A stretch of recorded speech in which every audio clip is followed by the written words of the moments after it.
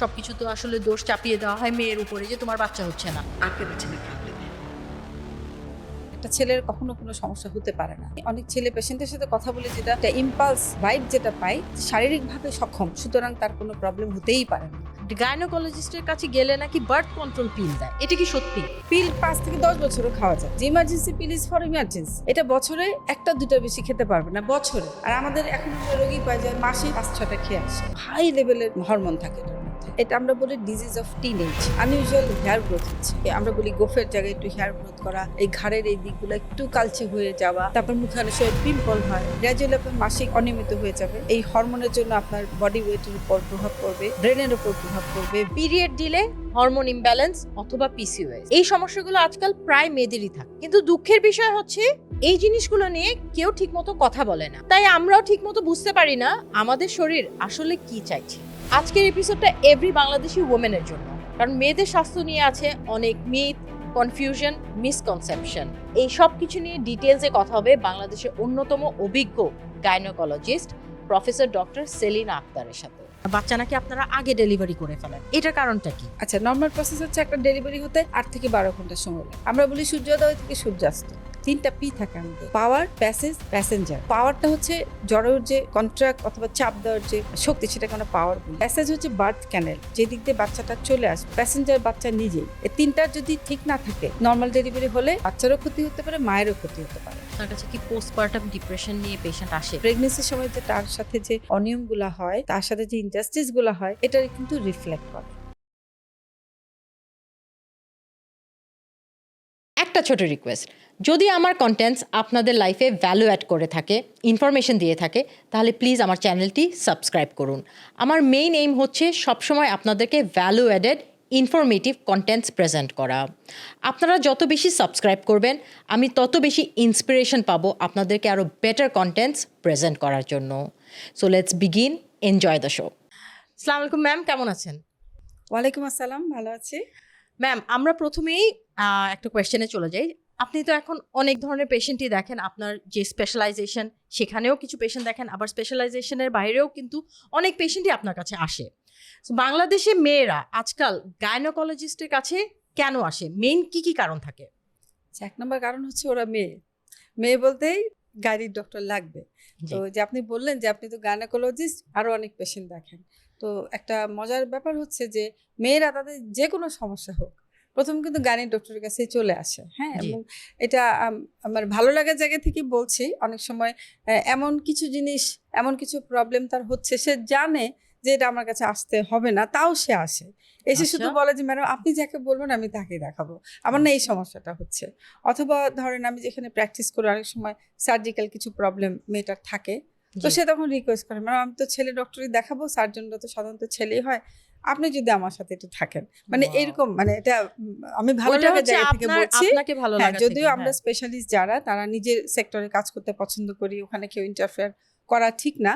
তো এরকম রিকোয়েস্ট অনেক সময় আসে। তো মেয়েদের যে প্রবলেমগুলা, যেমন মেয়েলি কিছু প্রবলেম থাকে, যেমন মাসিকের কিছু প্রবলেম থাকে, ওটা নিয়ে আসে। এছাড়া আরেকটা যেটা হয়, এই যে পরিপাকতন্ত্রের কিছু প্রবলেম, ওটাকে আমি কিভাবে বলবো, পাইলস, তারপর আচ্ছা। ফিস্চুলা, এই টাইপের প্রবলেম ওকে। মেয়েদের বেশি হয়। আর ব্রেস্ট কিছু কমপ্লিকেশন আছে, এগুলা নিয়ে আসলে বেশি আসে আমাদের। ও আচ্ছা। তো গাইনোকোলজিস্টের কাছে যাওয়া মানে যে শুধু আমার পিরিয়ড বা প্রেগন্যান্সি বা ডেলিভারি এই রিলেটেডই না, এর বাইরেও অনেক কিছু নিয়ে আসলে পেশেন্টরা আপনার কাছে কনসালটেশন নেয়।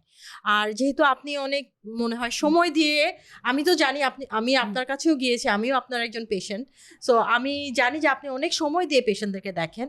সো দ্যাটস ওয়াই আপনার কাছে ওরা আরো বেশি কমফোর্টেবল ফিল করে, আমার মনে হয় সেটা। হয়তো বা আসলে আমি নিজেও ফিল করে, অনেক সময় রোগীদেরকেও বলি যে এই যে জিজ্ঞেস করতে আসে আমি কার কাছে যাব, আমি সবসময় বলি যে আসলে নিজের শরীর নিয়ে আলোচনা করা, নিজের কিছু কিছু প্রবলেম বলা, এমন জি। জায়গায় বলা উচিত যে জায়গায় আমি আমাকে সেফ মনে করব, সিকিউর মনে করব এবং কমফোর্টেবল মনে করব। অনেকে আছে না, একটা রোগী একটা প্রবলেম বললো, হেসে দেয়, এটা কোনো প্রবলেম হলো নাকি। হ্যাঁ, অনেক সময় রোগীরা এটাতে একটু অপমান বোধ করে। তো সেই অবশ্যই। কমফোর্টের জায়গাটা যদি কেউ কারোর কাছে পায়, এটা শুধু ডক্টর না, আমার মনে হয় রিলেশনগুলো তো এরকম, আমরা সব 10 জন 12 জন ফ্রেন্ড থাকতে পারি, কিন্তু দেখবেন যে সব ফ্রেন্ডের কাছে কিন্তু সব ফ্রেন্ডরা সবকিছু বলে না। কারণটা কি?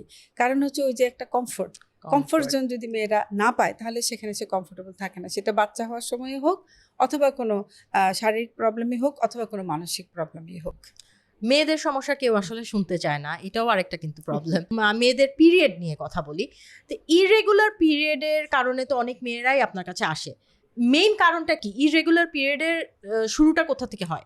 আচ্ছা, ইরেগুলার পিরিয়ড যদি মানে কেউ কমপ্লেন নিয়ে আসে তখন আমাদেরকে প্রথম জিজ্ঞেস করতে হয় যে তার যখন থেকে পিরিয়ড শুরু হয়েছিল। যেমন একটা মেয়ে সাধারণত 9 থেকে 11 বছর বয়সে পিরিয়ড শুরু হয়ে যায়, তো তার পিরিয়ডটা শুরু থেকেই কি ইররেগুলার নাকি মাঝপথে সে ইররেগুলার হয়েছে? যখন থেকে ইররেগুলার হয়েছে তখন থেকে তার ইতিহাসটা আমাকে জানতে হয়, তার লাইফস্টাইল কেমন, তার শরীরের ওজন যেটা সেটা স্বাভাবিকভাবে বাড়ছে কি বাড়ছে না, তার অন্য কোনো মানসিক প্রবলেম, পারিবারিক কোনো প্রবলেম অথবা স্ট্রেস রিলেটেড কোনো সমস্যা আছে কিনা।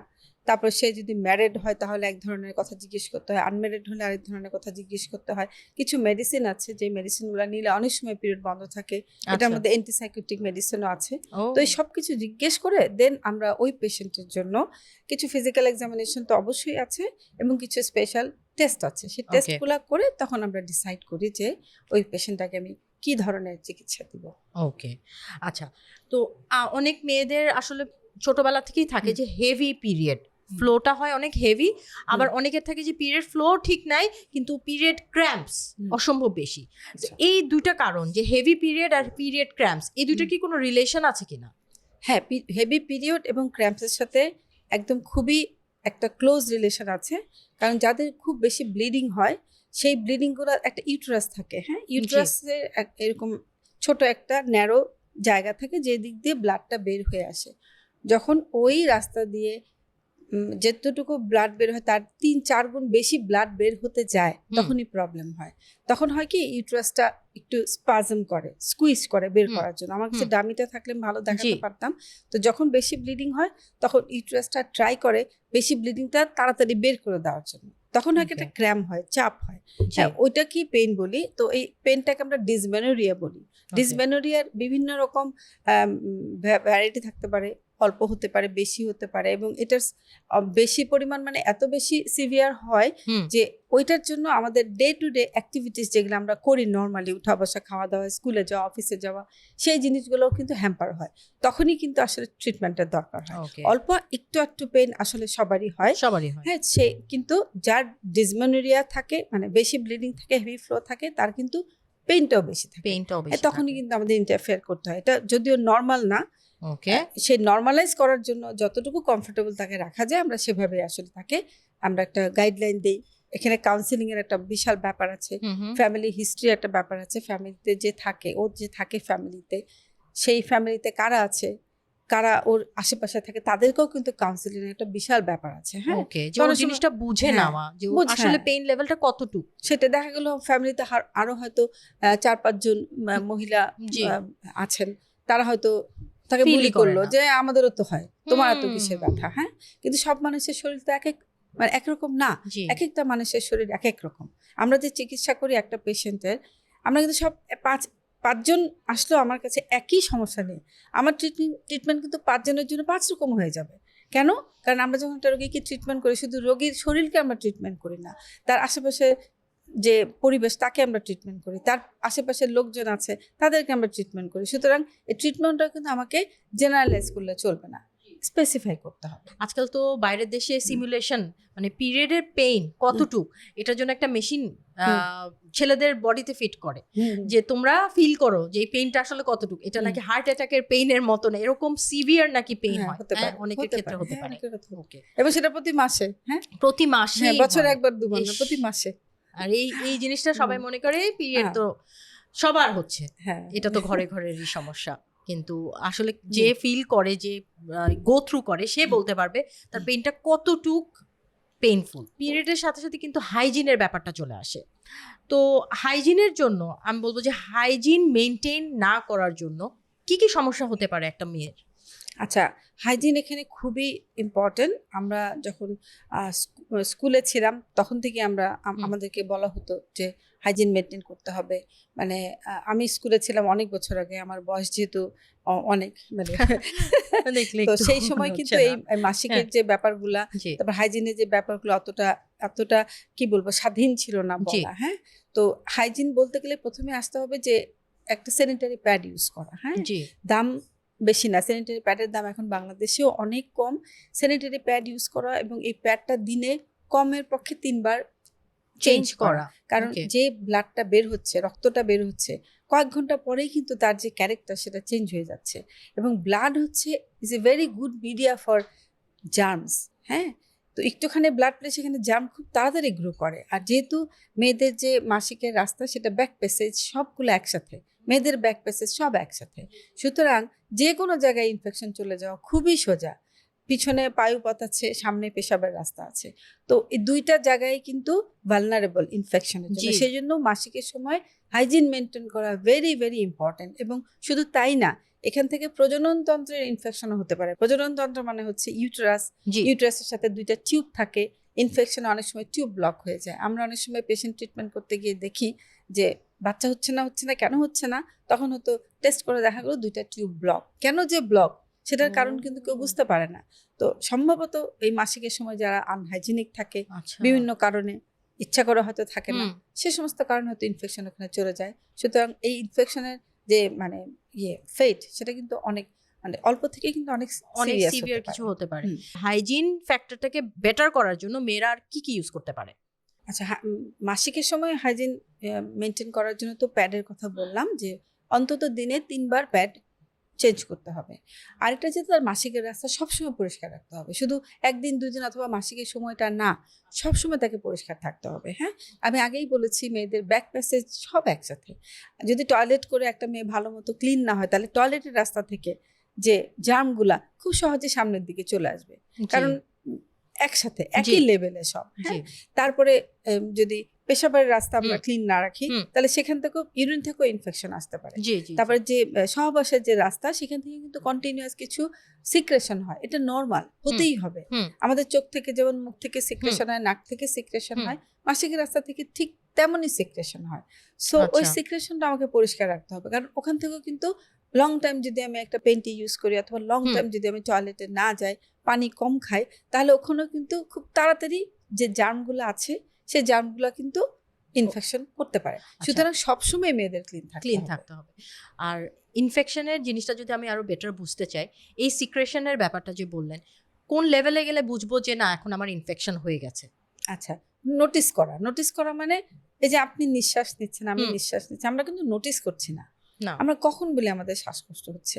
যখন আমরা নোটিস করি যে আমি শ্বাসটা নিচ্ছি, কষ্ট হচ্ছে। হ্যাঁ, তার মানে কি শ্বাস আমি আগেও নিতাম, কিন্তু কষ্ট যখন হয় তখন আমি টের পাই। ঠিক তেমনি একটা মেয়ে যখন নোটিস করে যে আমার সিক্রেশন বেশি হচ্ছে, তার মানে কি সবসময় হচ্ছে সে টের পেত না, এখন কি হচ্ছে কাপড়ে স্টেইন পড়ছে অথবা তার মনে হচ্ছে যে বেশি মানে যাচ্ছে। তো যখন একটা জিনিস বেশি যায় অথবা স্টেইন করে, তার মানে অ্যামাউন্টটা বেশি, তখন কিন্তু ওখানে একটা স্মেল হবেই। ওই স্মেল থেকেই ইনফেকশন হবে এবং অনেক সময় চুলকানি হয়, ওখানে ইরিটেশন হয়।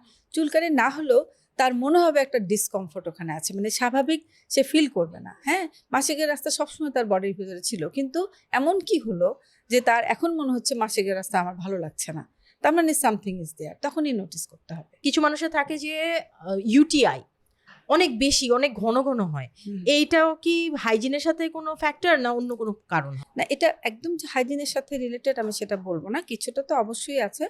তো এটা বোঝানো সবচেয়ে মানে ভালো ওয়ে হচ্ছে, ডায়াবেটিস যেমন হয়, ডায়াবেটিস হলে মেনটেন করতে হয়, ব্লাড প্রেশার হলে মেনটেন করতে হয়, থাইরয়েডের প্রবলেম হলে মেনটেন করতে হয়। ইউটিআই কিন্তু ওরকমই একটা জিনিস। হ্যাঁ, যাদের ইউটিআই টেন্ডেন্সি থাকে, মানে ইউরিনারি ট্র্যাক্ট ইনফেকশনের আচ্ছা টেন্ডেন্সি থাকে, তাদের কিন্তু এটা বারবার হবে। একটা গ্রুপ আছে ওদের বারবারই হয়, এবং এমন মানে হয় যেমন ম্যারিড মেয়েরা জি যখনই হাজবেন্ডের সাথে ইন্টারকোর্স করে তারপরেই তার ইউটিআই অ্যাটাক হয়, এরকমও কিন্তু হয়। ও হ্যাঁ, তার মানে এটা ওয়ান কাইন্ড অফ ডিজিজ হিসাবে আমাকে ট্রিট করতে হবে। আমার ও। ডায়াবেটিস হলে আমি যেমন সবসময় মিষ্টি খাওয়ার দিকে খেয়াল হুম করবো, মিষ্টি হুম খাবো না, সবসময় হাঁটাহাঁটি হুম করবো, ঠিক তেমনি যার ইউরিনারি ট্র্যাক্ট ইনফেকশনের একটা টেন্ডেন্সি থাকে, তারা ডেইলি 2 থেকে 2.5 লিটার পানি খাওয়া হচ্ছে কিনা সেটা খেয়াল করবে। তারপর যারা ম্যারিড আছেন তারা মানে ইন্টারকোর্সের পরে এবং আগে পানি খেতে হবে এবং তাড়াতাড়ি ক্লিন হয়ে যেতে হবে। ওকে কারণ যেহেতু মাসিকের রাস্তার পাশেই হচ্ছে ইউরিনের রাস্তা, ইনফেকশন খুব কুইক ঢুকে যায়। ওকে তো এটা সবসময় মেনটেন করতে হবে, পানি খাওয়া ছাড়া আমরা ক্লিন রাখতে হবে। ওকে এবং যেই সময় অ্যাটাক হয় সেই সময়গুলো তাকে জেনে নিতে হবে ডক্টরের কাছ থেকে যে এই সময় অ্যাটাক হয়। প্রেগনেন্সিটাও কিন্তু একটা জিনিস, যাদের ইউটিআই প্রবলেম থাকে প্রেগনেন্সিতে অনেক অ্যাটাক হয়। তো সেই ক্ষেত্রে মেনটেন করা ছাড়া আমাদের আসলে কিছু করার নেই। আচ্ছা, ইউরিন ইনফেকশন থেকে কি কিডনিতে কোনো হ্যাঁ হতে পারে। প্রবলেম হয়? মানে ইউরিন ইনফেকশন যদি অনেক লম্বা সময় ধরে ট্রিটমেন্ট না করা হয়, হুম, মেয়েরা তো অনেক সময় আমরা বলি রোগ পুষে রাখা, রোগকে হ্যাঁ, পালে। জি তো পালতে পালতে যেটা হয়, ইউরিনের ব্লাডার থেকে যে নালীগুলো আছে সেই নালী দিয়ে কিডনি পর্যন্ত অনেক সময় চলে যায়। এগুলো হচ্ছে আমরা বলি মোস্ট নেগলেক্টেড, এর বাংলা কি নেগলেক্টেড, মানে অবহেলা করতে অবহেলিত। করতে একটা পর্যায়ে জি। চলে যায়। যখন এটা কিডনিতে চলে যায় তখন এটাকে আমরা নেফ্রাইটিস বলি। হ্যাঁ, সেক্ষেত্রে Okay. অনেক পিঠে ব্যথা শুরু হয়ে যায়। কিন্তু এটা অনেক সময় ট্রিটমেন্ট না করলে একটা খারাপ মানে পরিণতি ডেকে না আনতে পারে। তো যাদের ইউরিন ইনফেকশন ঘন ঘন হয় তারা কিন্তু এই বিষয়টা নিয়ে অনেক বেশি সচেতন হতে হবে যে যে কোনো সময় কিডনিতে এফেক্ট করলে সেটা কিন্তু আর রিভার্সিবল না। হ্যাঁ হ্যাঁ এখন আমরা যদি ম্যাম যে বিষয়টা আমি বলবো যে সবচেয়ে বেশি আজকাল দেখা যাচ্ছে ঘরে ঘরে, সেটা হচ্ছে PCOS PCOD. So Bangladeshi PCOD রেটটা মনে হয় 1 out of 3, মানে 3 জনের মধ্যে একজনের পিসিওএস থাকবে।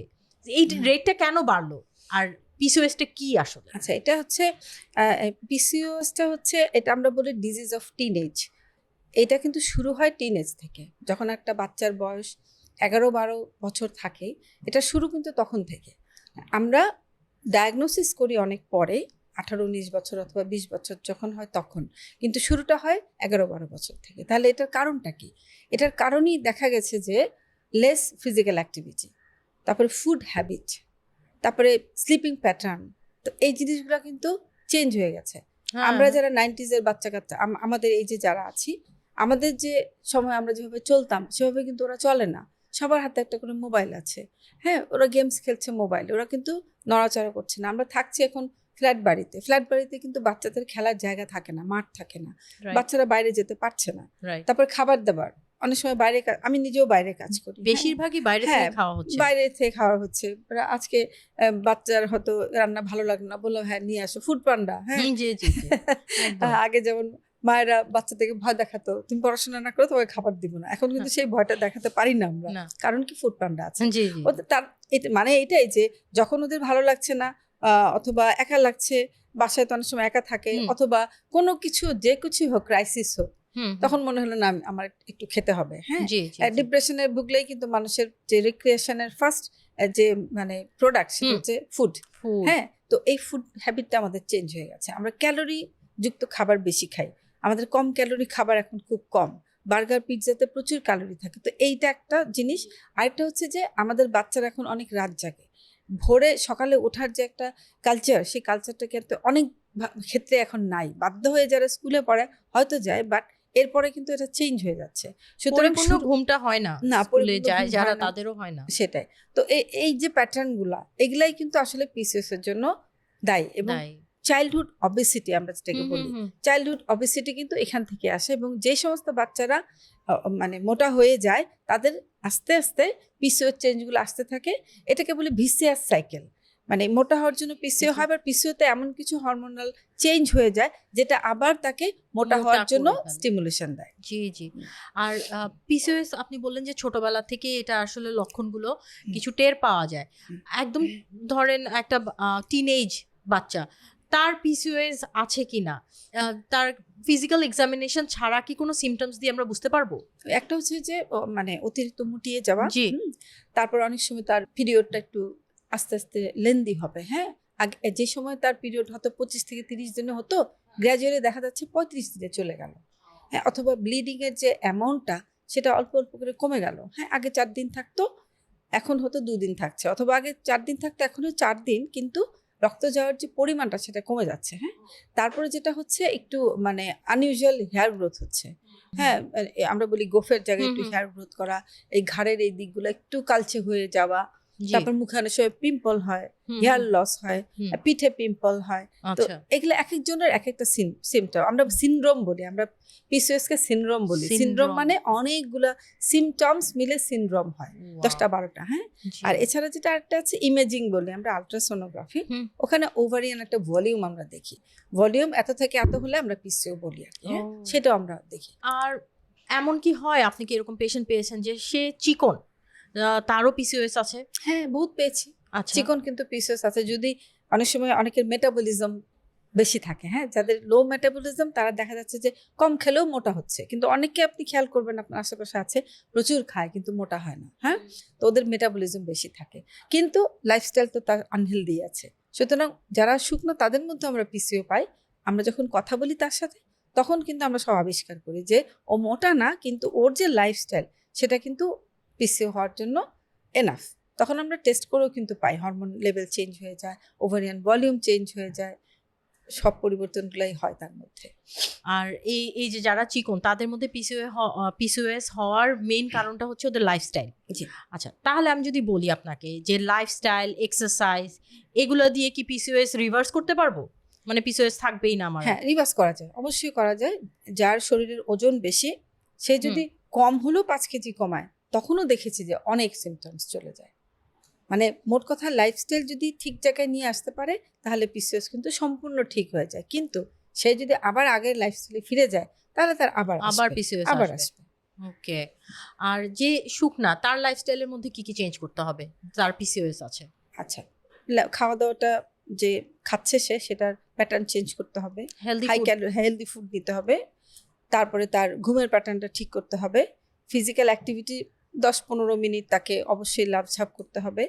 আর যাতে তার ওজন না বাড়ে সেদিকে তাকে খেয়াল করতে হবে। আচ্ছা। অনেক অনেক শুকনা অথবা চিকন মেয়ে আছে দেখবেন সাডেনলি ওয়েট গেইন করে। হ্যাঁ, তো এক সময় তো বললাম যে মেটাবলিজম একটা রেটে থাকে, যেমন 20 বছর বয়স পর্যন্ত আপনি খেয়াল করবেন বাচ্চারা অনেক খেলেও মোটা হয় না, কিন্তু এরপরে কিন্তু হঠাৎ করে মোটা হতে থাকে। তো এই জিনিসগুলো তাকে মাথায় ঢুকিয়ে দিতে হবে যে এই জিনিসগুলো তোমাকে খেয়াল করতে হবে।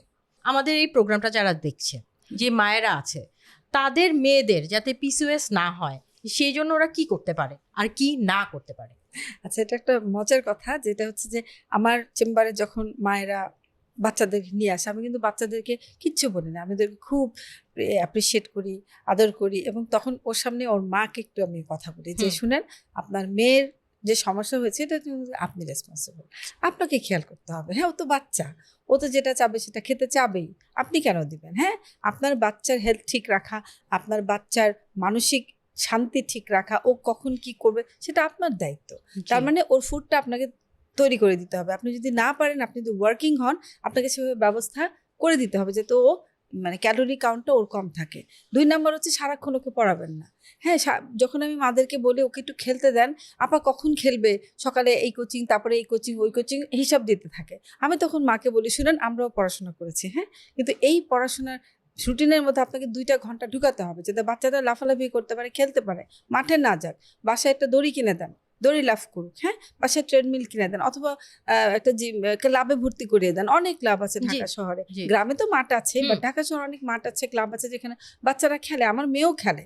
তো মায়েদের এখানে আমি মনে করি কি রোল, একটা মেয়ের ছোট থেকে বড় হওয়া পর্যন্ত তার যে অভ্যাস, তার যে জীবন যাপন, তার যে চিন্তা ভাবনা, সবকিছু কিন্তু মা রিফ্লেক্টেড হবে। সুতরাং মাকে ঠিক থাকতে হবে। এখানে আমাকে অনেকে গালি দিতে পারে যে আমি মায়েদেরকে একা বলছি, না, এটা না। আসলে মেয়েরা মায়েদের কথা বেশি শোনে। হ্যাঁ, বাবার চেয়ে মায়েদের কথা বেশি শোনে। অবশ্যই বাবার এখানে রোল আছে, মা শুধু একা করবে কেন, বাবারও রোল আছে, এবং বাবাকে ইনভলভ করতে হবে। জি, আমি মনে করি মায়েদের এখানে অনেক বেশি দায়িত্ব, মাদের রোল আছে, কারণ মারা কিন্তু জানে যে মেয়ে কখন কি করছে বা কখন ওর মন কি চাচ্ছে।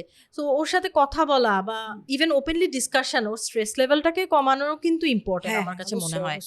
আচ্ছা, তো ম্যাম, আমি যদি আপনাকে একদম ইজি ভাষায় বলতে বলি যে পিসিওএস কি, যারা বুঝে না এই ব্যাপারটা, কারণ আমাদের ঢাকা শহরেই আমি মনে হয় যে বেশি যে সেন্ট্রাল যে শহরগুলো সেগুলোতেই পিসিওএস এর পেশেন্ট বেশি, গ্রামগঞ্জে কিন্তু পিসিওএস দেখা যাবে না খুব একটা। সো পিসিওএসটা কি, এটা একটু ইজিলি বলবেন?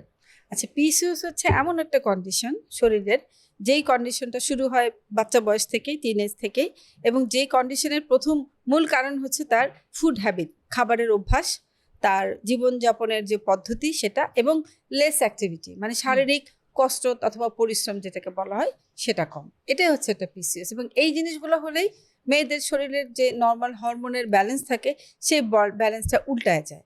ফিমেল হরমোনের জায়গায় মেল হরমোন বেশি আসতে থাকে, এবং মেল হরমোন যখন বেশি আসতে থাকে, আপার হ্যান্ড নিতে চায়, তখন এই যে হেয়ার গ্রোথ হয়, একনিস হয়, চুল পড়ে যায়, এই নানান রকম চেঞ্জ হয়। পিসিও নর্মালি আমরা এভাবেই মানে সাধারণ মানুষের বোঝার জন্য জি, এভাবেই বলতে পারি। পিসিওএস থাকলে কি কি সমস্যা হয়? মাসিকের অনিয়ম হয়, শরীরের ওজন বেড়ে যায়, যখন তার মাসিক আরেকটু মানে ম্যাচিউর হয় তখন সেটা অনিয়মিত হয়ে যায়। যখন তার বিয়ে হয় তখন সেখানে ফার্টিলিটির কোশ্চেন আসে, অনেক সময় ইজিলি বাচ্চা হয় না, অনেক দিন চেষ্টা করার পর বাচ্চা হয়, এবং এগুলো। পিসিওএস থেকে ডায়াবেটিসও হতে পারে। জি, ভেরি নাইস। আপা, আমি আরেকটা জিনিস জিজ্ঞেস করবো আপনাকে, এটা আমারই একটা প্রশ্ন। অনেক সময় মেয়েদের হরমোনাল ইস্যুস থাকলে বা পিরিয়ড উল্টাপাল্টা থাকলে গাইনোকোলজিস্টের কাছে গেলে নাকি বার্থ কন্ট্রোল পিল দেয়, এটা কি সত্যি? বার্থ কন্ট্রোল পিল দেয় এটা না বলে আমি বলবো হরমোন পিল দেয়। হ্যাঁ, হরমোন আচ্ছা। পিরিয়ড, যেহেতু মেয়েদের শরীরে হরমোনের ইমব্যালেন্স, একটু আগে বলছিলাম আমি, মেল হরমোন বেড়ে যায়, ছেলেদের হরমোন বেড়ে যায়, তখন পিরিয়ডটা অনিয়মিত হয়ে যায়। এখন পিরিয়ডের অনিয়ম হলে আমি সাধারণত আমার চেম্বারে আমি যেটা প্র্যাকটিস করি, হরমোন পিলটা আমি কম দেওয়ার চেষ্টা করি। কারণ ওই যে বললাম যে শরীরের ওজন বেড়ে যায়, হরমোন কিন্তু আরেকটা কারণ, হরমোন দিলেও কিন্তু ওজন বেড়ে যায়। সেজন্য প্রথম যেটা চেষ্টা করতে হবে শরীরের ওজন কমিয়ে, এখানে ডায়েটিশিয়ানকে ইনভলভ করা যায়, জি, তারপরে ফিজিক্যাল অ্যাক্টিভিটি যারা করে তাদেরকে ইনভলভ করা যায়। তো হরমোন পিল দেওয়ার আগে আমরা ওই কথাগুলো বলে নেই। হ্যাঁ, এবং হরমোন পিলের মধ্যে দুই ধরনের পিল আছে। একটা পিল আমরা বলি ইস্ট্রোজেন আছে কম্বাইন্ড, আর একটা হচ্ছে প্রোজেস্টেরন। আমরা ইউজুয়ালি বার্থ কন্ট্রোল পিল বলতে যেটা বুঝায় 20 বছর হওয়ার আগে দেই না। এটা আচ্ছা, দিলে কি হয়, মেয়েদের যে লম্বা হওয়ার যে যে রেটটা সেটা কমে যায়, ওকে, আটকে যায় ওখানে। সেজন্য আমরা কম্বাইন্ড পিলটা দিই না। এই জন্য বললাম যে পিল না, ঠিক হরমোন দেই। হরমোন। তার মানে শুধু ইস্ট্রোজেন ছাড়া যে পিলগুলা পাওয়া যায়, জি জি জি, ওই পিলগুলো আমরা দিই। আমরা কিন্তু ইস্ট্রোজেন যে পিলগুলো সেগুলো 20 বছর যখন হয়ে যায় সেই মেয়েদেরকে দিই। আচ্ছা, তো বেটার হচ্ছে পিল নাও দেওয়া, কাউন্সেলিং করা, লাইফস্টাইল চেঞ্জ করা, ফুড হ্যাবিট চেঞ্জ করা, এটা করে আসলে ট্রিটমেন্ট করা উচিত। ওকে। আর বার্থ কন্ট্রোল পিলের উপরে তো অনেক মিসকনসেপশনও আছে। আপনার শোনা সবচেয়ে বড় মিসকনসেপশনটা কি? মানে সবচেয়ে যে মানুষ এসে এটা বলে হ্যাঁ, প্রথম হ্যাঁ। কথা। প্রথম মিসকনসেপশন হচ্ছে যে এটা খেলে নাকি বাচ্চা হয় না কখনো। হ্যাঁ, এই একটা। আরেকটা হচ্ছে যে বেশি দিন খাওয়া যায় না। পিল 5 থেকে 10 বছরও খাওয়া যায়, কিন্তু মাঝে মধ্যে আপনাকে একটু চেক আপে আসতে হবে। হ্যাঁ, ওকে, আরেকটা মিসকনসেপশন হচ্ছে পিল খেলে নাকি ব্রেস্ট ক্যান্সার হয়। ও, হ্যাঁ, Okay. আর কি হয়, পিল খেলে ইয়ে হয়, বমি হয়, মোটা আচ্ছা, হয়ে যায়। এগুলা একদমই আচ্ছা। মিসকনসেপশন। বিকজ এখন যে পিলগুলা বাজারে আছে আমরা বলি 4th জেনারেশন, 5th জেনারেশন, এর মধ্যে যে ইস্ট্রোজেন প্রজেস্টেরন থাকে সেগুলা খুবই লাইট এবং উন্নত মানের এবং কস্ট। সো পিলেরও তো অনেক ধরনের ক্যাটাগরিজ আছে, তো এই জিনিসটা তো আসলে একজন গাইনোকোলজিস্টকে শো করে অ্যাডভাইস নেওয়া উচিত যে আমার বার্থ কন্ট্রোলের জন্য আমি আসলে কোন পিলটা নিব। এইটাও কি আপনারা পান যে মানুষ আসে আপনাদের কাছে যে বার্থ কন্ট্রোলের জন্য আমি কোন পিলটা নিব? না, এটা খুবই নিজেরা দুঃখের সাথে বলছি যে ওরা কিন্তু এখন এটা ডাক্তারদের চেয়ে ফার্মাসিস্টদের বেশি বিশ্বাস করে। ফার্মাসিস্ট বলা আমার ঠিক হবে না, ফার্মাসিতে যারা বসে আপনি জানেন, আমিও জানি, দোকানদার, ওদের এডুকেশনাল লেভেল কিন্তু আমরা সবাই জানি। জি, ওরা যেটা বলছে সেটা ওরা খাচ্ছে।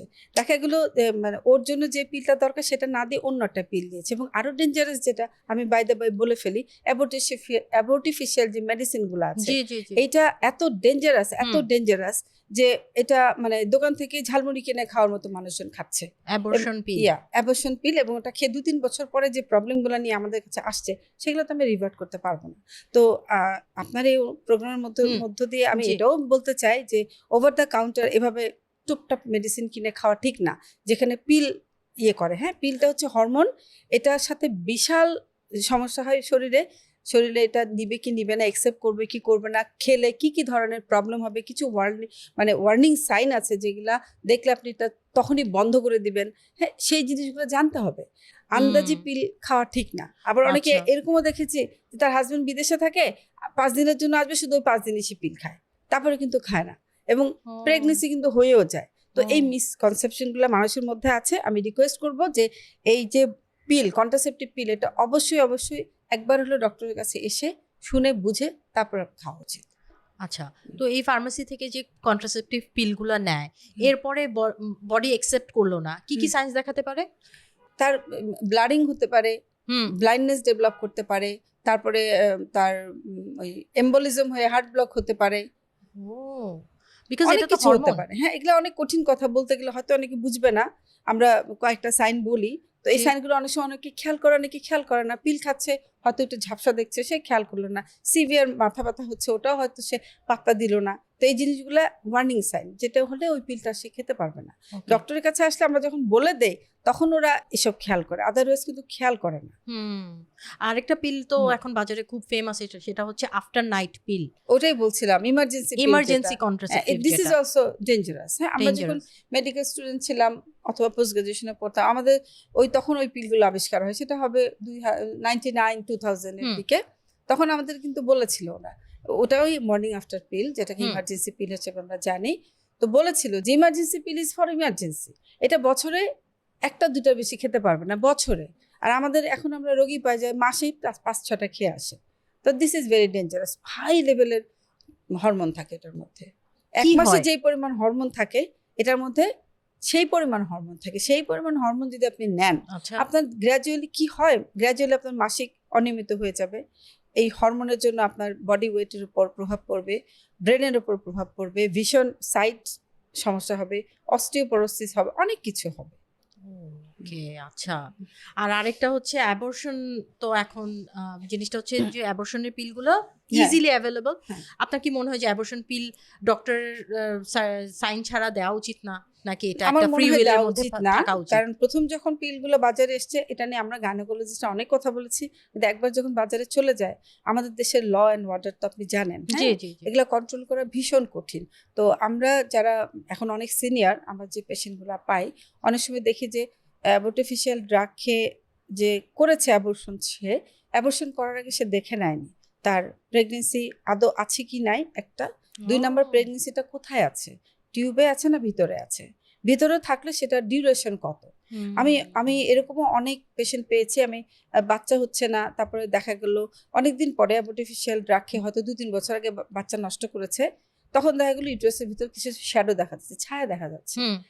তখন আমরা হিস্টোরোস্কোপি করি, মানে ইউটেরাসের মধ্যে ক্যামেরা নিয়ে যেয়ে দেখি হাড্ডি পাওয়া যায়। হ্যাঁ, তার মানে বাচ্চা ওটা আরো বড় ছিল, সেটা খেয়ে সে অ্যাবর্শন করেছে। তো এই যেগুলো মিস ইউজ, হ্যাঁ, আর্টিফিশিয়াল মেডিসিন খেয়ে অবশ্যই করা যায় অ্যাবর্শন, কিন্তু কোন স্টেজে করা যাবে, কখন করা যাবে, সেই জিনিসগুলো শুনে নিতে হবে। অবশ্যই বড় একটা বড় ক্লিনিকে সমস্যা। যেতে হবে, হ্যাঁ, হ্যাঁ ডক্টরের কাছে at least যেতে হবে। একটা ডক্টরের কাছে যেতে হবে, সেটাই। একটা আল্ট্রাসাউন্ড করতে হবে, হুম, দেখতে হবে আসলে জিনিসটা কোন স্টেজে আছে। right. ইভেন এমনও তো হয় যে অ্যাবর্শন পিল খাওয়ার পরেও কাজ করে না, না, অ্যান্ড ওই বাচ্চাটার তখনও এমন হয় যে হার্টবিট চলে আসে, হ্যাঁ, এরপরে তো ওই বাচ্চাটা অনেকে রেখেও দেয়। কিন্তু এটা রেখে দেওয়া টেরাটোজেনিক বলে, আমরা যে ড্রাগটা খেয়েছে সে কিট, যেটা আমরা নাম বলি, সেটা টেরাটোজেনিক, মানে বাচ্চার অর্গান ড্যামেজ করে। কোন অর্গান কিভাবে ড্যামেজ করবে সেটা তো আমরা জানি না। ওটা খেলে যদি পরে আমরা বুঝতে পারি যে আর্টিফিশিয়াল মেডিসিন খেয়েছে, আমরা কিন্তু পেশেন্টকে বলি তুমি এটা অ্যাবর্শন করায় ফেলো, ডোন্ট কন্টিনিউ। হ্যাঁ, ওই সময় problem কিভাবে হয়। কি সিস্টেম ফলো করা যায়? সিস্টেম আছে সেই সিস্টেম আমরা করে দেই, বাট আচ্ছা বাচ্চাটা ক্যারি করা তখন ঠিক না। আচ্ছা, ইনফার্টিলিটি নিয়ে তো আপনার একটা স্পেশালাইজেশন আছে, আপনি সেটা নিয়ে একটু বলবেন আমাদেরকে। ইনফার্টিলিটি নিয়ে আপনি কি করেন?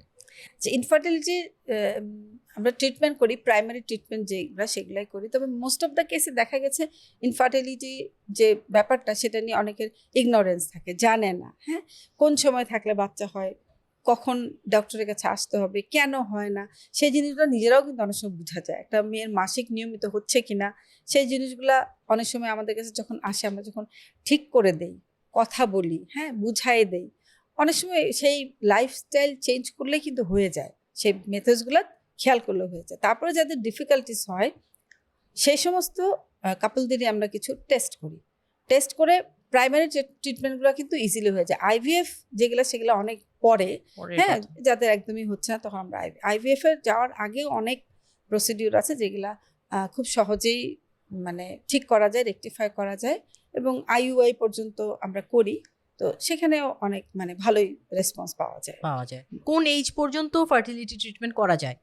ফার্টিলিটি ট্রিটমেন্ট তো সব, আইভিএফ বাদে যারা আসে ফার্টিলিটি ট্রিটমেন্ট নিতে, তারা তো আসলে শেষ দিকেই আসে। হ্যাঁ, আচ্ছা, আমরা ইউজুয়ালি বলি 28 এর মধ্যে বাচ্চা নিয়ে ফেরার জন্য, বিকজ 28 থেকে 32 পর্যন্ত আস্তে আস্তে ফার্টিলিটি কমে, 32 থেকে 36 এর মধ্যে সাডেনলি ড্রপ করে। হ্যাঁ, তার মানে ফার্টিলিটি ক্ষমতা কমে যায়।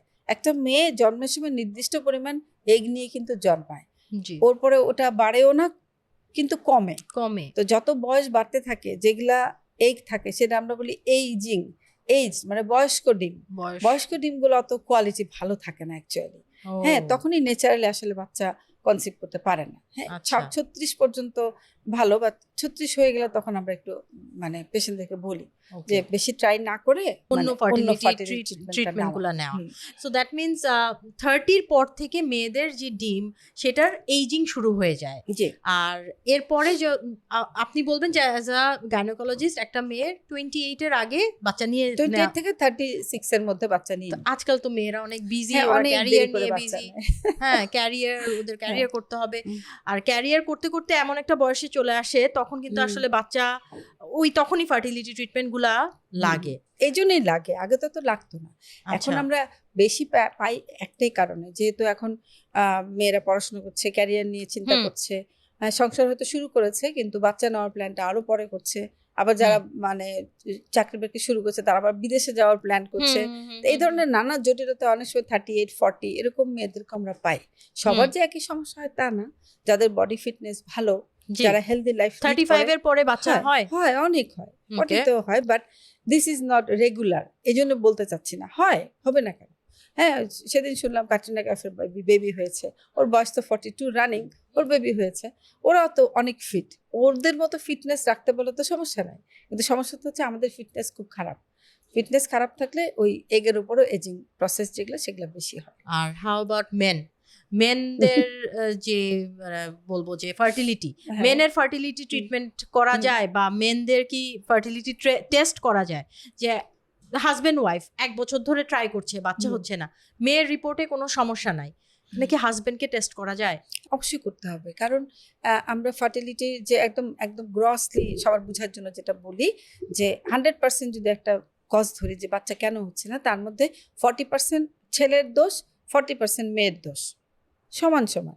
আর বাকি থাকে হচ্ছে 20% হচ্ছে উভয়েরই কিছু দুর্বলতা থাকে, দুজনেরই হয়তো কিছু অল্প অল্প ল্যাকিংস আছে কিন্তু বেশি না, ওটার জন্য হচ্ছে না। আর বাকি 10% যেটা, সেটা হচ্ছে আননোন, আমরা যেটা বলি ইডিওপ্যাথিক। সুতরাং ফার্টিলিটি ট্রিটমেন্ট নিতে আসলে ওয়াইফের ঠিক ইনভেস্টিগেশনের পাশাপাশি মেলদেরও, আমার হাজব্যান্ডদেরও আমরা একটা টেস্ট দিই। একটা টেস্টই অবশ্য আমরা প্রথম করি, সেটা হচ্ছে বীর্য পরীক্ষা, অবশ্যই করতে হবে। জি, ওটা করতে হবে। সো ওইটা করার পর যদি দেখা যায় যে হ্যাঁ ওর কিছু ল্যাকিংস আছে, তখন কি ছেলেদেরও কিছু মেডিসিন এটা রিভার্স করে? ছেলেদের মেডিসিন আছে, যে যে কারণে হয় সেই কারণগুলো আমরা বের করি। যখন দেখি সিমেনের মধ্যে প্রবলেম আছে তখন আমরা আরো কিছু ডিটেইল কিছু টেস্টে যাই এবং ওদেরও সেটার ট্রিটমেন্ট আছে। তবে ছেলেদের ট্রিটমেন্ট লম্বা সময় ধরে চালাতে হয়, 6 মাস 1 বছর চালাতে হয়। একটা মেয়ের যেমন একটা এগ তৈরি হওয়ার প্রসেস 1 মাসে শেষ হয়ে যায়, ছেলেদের কিন্তু তা না। ছেলেদের গুলো একটু দীর্ঘমেয়াদী চিকিৎসা। হ্যাঁ, তো সেটাও করলেও অনেক সময় ভালো রেজাল্ট পাওয়া হয় না। ম্যাম, অনেক সময় তো এই মেলামেশার সময়টা কখন প্রেগনেন্ট হওয়ার জন্য এইটা বুঝে না মানুষ। তো এই ওভুলেশনের সময়টা, অ্যাকচুয়াল সময়টা কি? আচ্ছা, এমনিতে তো একটা মেয়ের মাসিকের যে একটা ডিউরেশন আমরা বলি 30 ডেজ, 28 to 30 ডেজ। তো এই 30 ডেজকে আমরা 10টা ভাগে ভাগ করি, প্রথম, মিডল অ্যান্ড লাস্ট। তো ইউজুয়ালি মিডল যে 10 ডেজ ওটাকে আমরা গোল্ডেন টাইম বলি ফর কনসেপশন। তো ওটা একটু বুঝিয়ে দিতে হবে যে ওই 10 দিন যদি থাকা হয় তাহলে মোটামুটি বাচ্চা কনসিভ করে। আর যদি একদম এক্স্যাক্টলি ওভুলেশন ট্র্যাক করতে যায় তাহলে কিছু ওভুলেশন ট্র্যাকিং কিটস পাওয়া যায়, বাজারে আছে। তো ধরেন 10 দিন অথবা 12 দিন পর থেকে প্রতিদিন সকালে উঠে ইউরিন দিয়ে ওটা টেস্ট করা। তো যেদিন ওভুলেশন হয় সেই কিটে আসে যে আজকে ওভুলেশন হয়েছে। তো ওভুলেশন হওয়ার পরে একটা ডিম কিন্তু বেঁচে থাকে 24 ঘন্টা, ভালো থাকে। আর ছেলেদের স্পার্মের কথা যদি বলে, ওটা বেঁচে থাকে 3 দিন 72 ঘন্টা। তো এই ডিউরেশন যদি মিলে যায় তাহলে খুব সহজে সে কনসেপ্ট। ওকে, নাইস। আচ্ছা ম্যাম, আরেকটা জিনিস হয় যে মেয়েরা আজকাল অনেক বেশি ডিসহার্টেন্ড হয়ে যায় যে বাচ্চা হচ্ছে না, এই নিয়ে ওরা অনেক ডক্টরের কাছেও যায়, তারপরে আসলে হাল ছেড়ে দেয়। আপনি কি বলবেন যে এখন যে মেডিকেল সায়েন্স কি আপডেট হয়েছে যে বাচ্চা না হলে কি করে আসলে মেইনলি মেডিকেল সায়েন্স? প্রথম কথা হচ্ছে এখন মেডিকেল সায়েন্স অনেক দূরে এগিয়ে গেছে। আমাদের দেশে অনেক ফার্টিলিটি সেন্টার আছে এবং আমি সবার সাথে আমার পরিচয় আছে, দে আর ডুইং ভেরি নাইস। হ্যাঁ, অনেক মানে একদম আপডেটেড যে ট্রিটমেন্টগুলো সেগুলো হচ্ছে। এখন কথা হচ্ছে যে ওই পর্যন্ত সবাইকে যেতেও হয় না। এই যে বেশিরভাগ যে কাপলদের দেখি, যেহেতু তার বাচ্চা হচ্ছে না, যেখানে যায় কথা বলে আমার বাচ্চা হচ্ছে না, কি হয়, কি করা যায়। তো হয় কি, প্রথম একটা ডক্টর ফিক্স করতে হবে। হ্যাঁ, আমাদের রোগীদের যেটা মানে আমি ব্যাড হ্যাবিট বলবো, আজকে এর কাছে, কালকে ওর কাছে, পরশু তার কাছে, এরকম করে হয় কি সময় নষ্ট হয়। প্রতিটা ডক্টরই ভালো, জি হ্যাঁ, জি তারা মেডিকেল সায়েন্স জেনেই প্র্যাকটিস করতে বসে, জেনেই মেডিকেল পাস করে। এখন তারা যখন চিকিৎসা শুরু করে, চিকিৎসা কিন্তু একটা প্রাইমারি লেভেল থেকে শুরু করে। এখন আপনি একজনের কাছে গেলেন প্রাইমারি লেভেল ট্রিটমেন্ট নিয়ে, 3 মাস পর আরেকজনের কাছে চলে গেলেন, আরেকজন কিন্তু সেই প্রাইমারি দিয়ে আপনাকে শুরু করবে, অ্যাডভান্স দিয়ে শুরু করবে না, এটা নিয়ম নাই। হ্যাঁ, তো এরকম করে না টাইম নষ্ট হয়। সেজন্য আমি পেশেন্টদেরকে বলবো, আপনারা যেখানে ট্রিটমেন্ট নেবেন ওখানে ফিক্সড হবেন, ওখানে ধৈর্য নিয়ে ফিক্সড হবেন। কারণ বাচ্চা হবে কি হবে না, ডিম তৈরি হতেই তো আমার 1 মাস সময় লাগে, টেস্ট করতে 3 মাস সময় লাগবে, সেই সময়টা দিতে হবে। আরেকটা কথা হচ্ছে মেয়েদের মাথা, মেয়েদের মস্তিষ্ক দিয়ে কিন্তু পুরো শরীর কন্ট্রোল হয়। মাসিকের অনিয়মও মাথার জন্যই হয়। যদি কেউ অতিরিক্ত চিন্তা করে, স্ট্রেস থাকে, বাড়ি বদল হয়, কেউ মারা যায়, চাকরি চেঞ্জ হয়, তখন কিন্তু মেয়েদের মাসিকটা অনিয়মিত হয়ে যায়। কেন? কারণ একটা অনিয়মভাবে আসে। তার মানে কি, প্রথম আমাকে রিল্যাক্স থাকতে হবে, আল্লাহর উপর ভরসা রাখতে হবে, আল্লাহ দিলে হবে, নাহলে হবে না। এই জিনিসটা মাথায় প্রথম আনতে হবে। আর অ্যাডভান্স ট্রিটমেন্ট সব আছে, কিন্তু প্রথমেই কিন্তু আমরা অ্যাডভান্সে যাই না। স্টেপ 1, স্টেপ 2, স্টেপ 3 প্রথমেই কিন্তু আমরা লিখে দিই ফাইলের মধ্যে যে আপনার স্টেপ 1 শুরু হলো, এটা না হলে এটা, ওটা না হলে এটা, তারপরে একটা স্টেপে গিয়ে আবার কিছু অ্যাডভান্স টেস্ট করতে হয়। হ্যাঁ, এভাবেই কিন্তু ধৈর্য ধরে অপেক্ষা করতে হবে। অ্যাটলিস্ট আপনি কি বলবেন যে 1 বছর ফার্টিলিটি ট্রিটমেন্ট নিয়ে তারপরে ধৈর্য হারাবে নাকি এর আগে? না, ধৈর্য হারানো না হারানো এটা পার্সোনালিটির ব্যাপার। তবে 25 বছরের মধ্যে যারা আছে তারা চেষ্টা করতে পারে 1 বছরের মধ্যে, তাতে 30 বছর বয়স তারা 4 মাস 6 মাস চেষ্টা করার পরেই অ্যাডভান্স যে ট্রিটমেন্টগুলো আছে সেগুলা নেওয়া। আপনার অন্য আরেকটা স্পেশালাইজড একটা জায়গা আছে, সেই জিনিসটা নিয়ে আপনি আমাদেরকে একটু বলবেন, আমাদের দর্শকদেরকে বলবেন। আচ্ছা, আমি তো এমনি গাইনোকোলজিস্ট, বাট আমার স্পেশাল কাজের জায়গা, আমি ল্যাপারোস্কোপিক সার্জন। ল্যাপারোস্কোপিক্যালি আমি সব অপারেশন করি।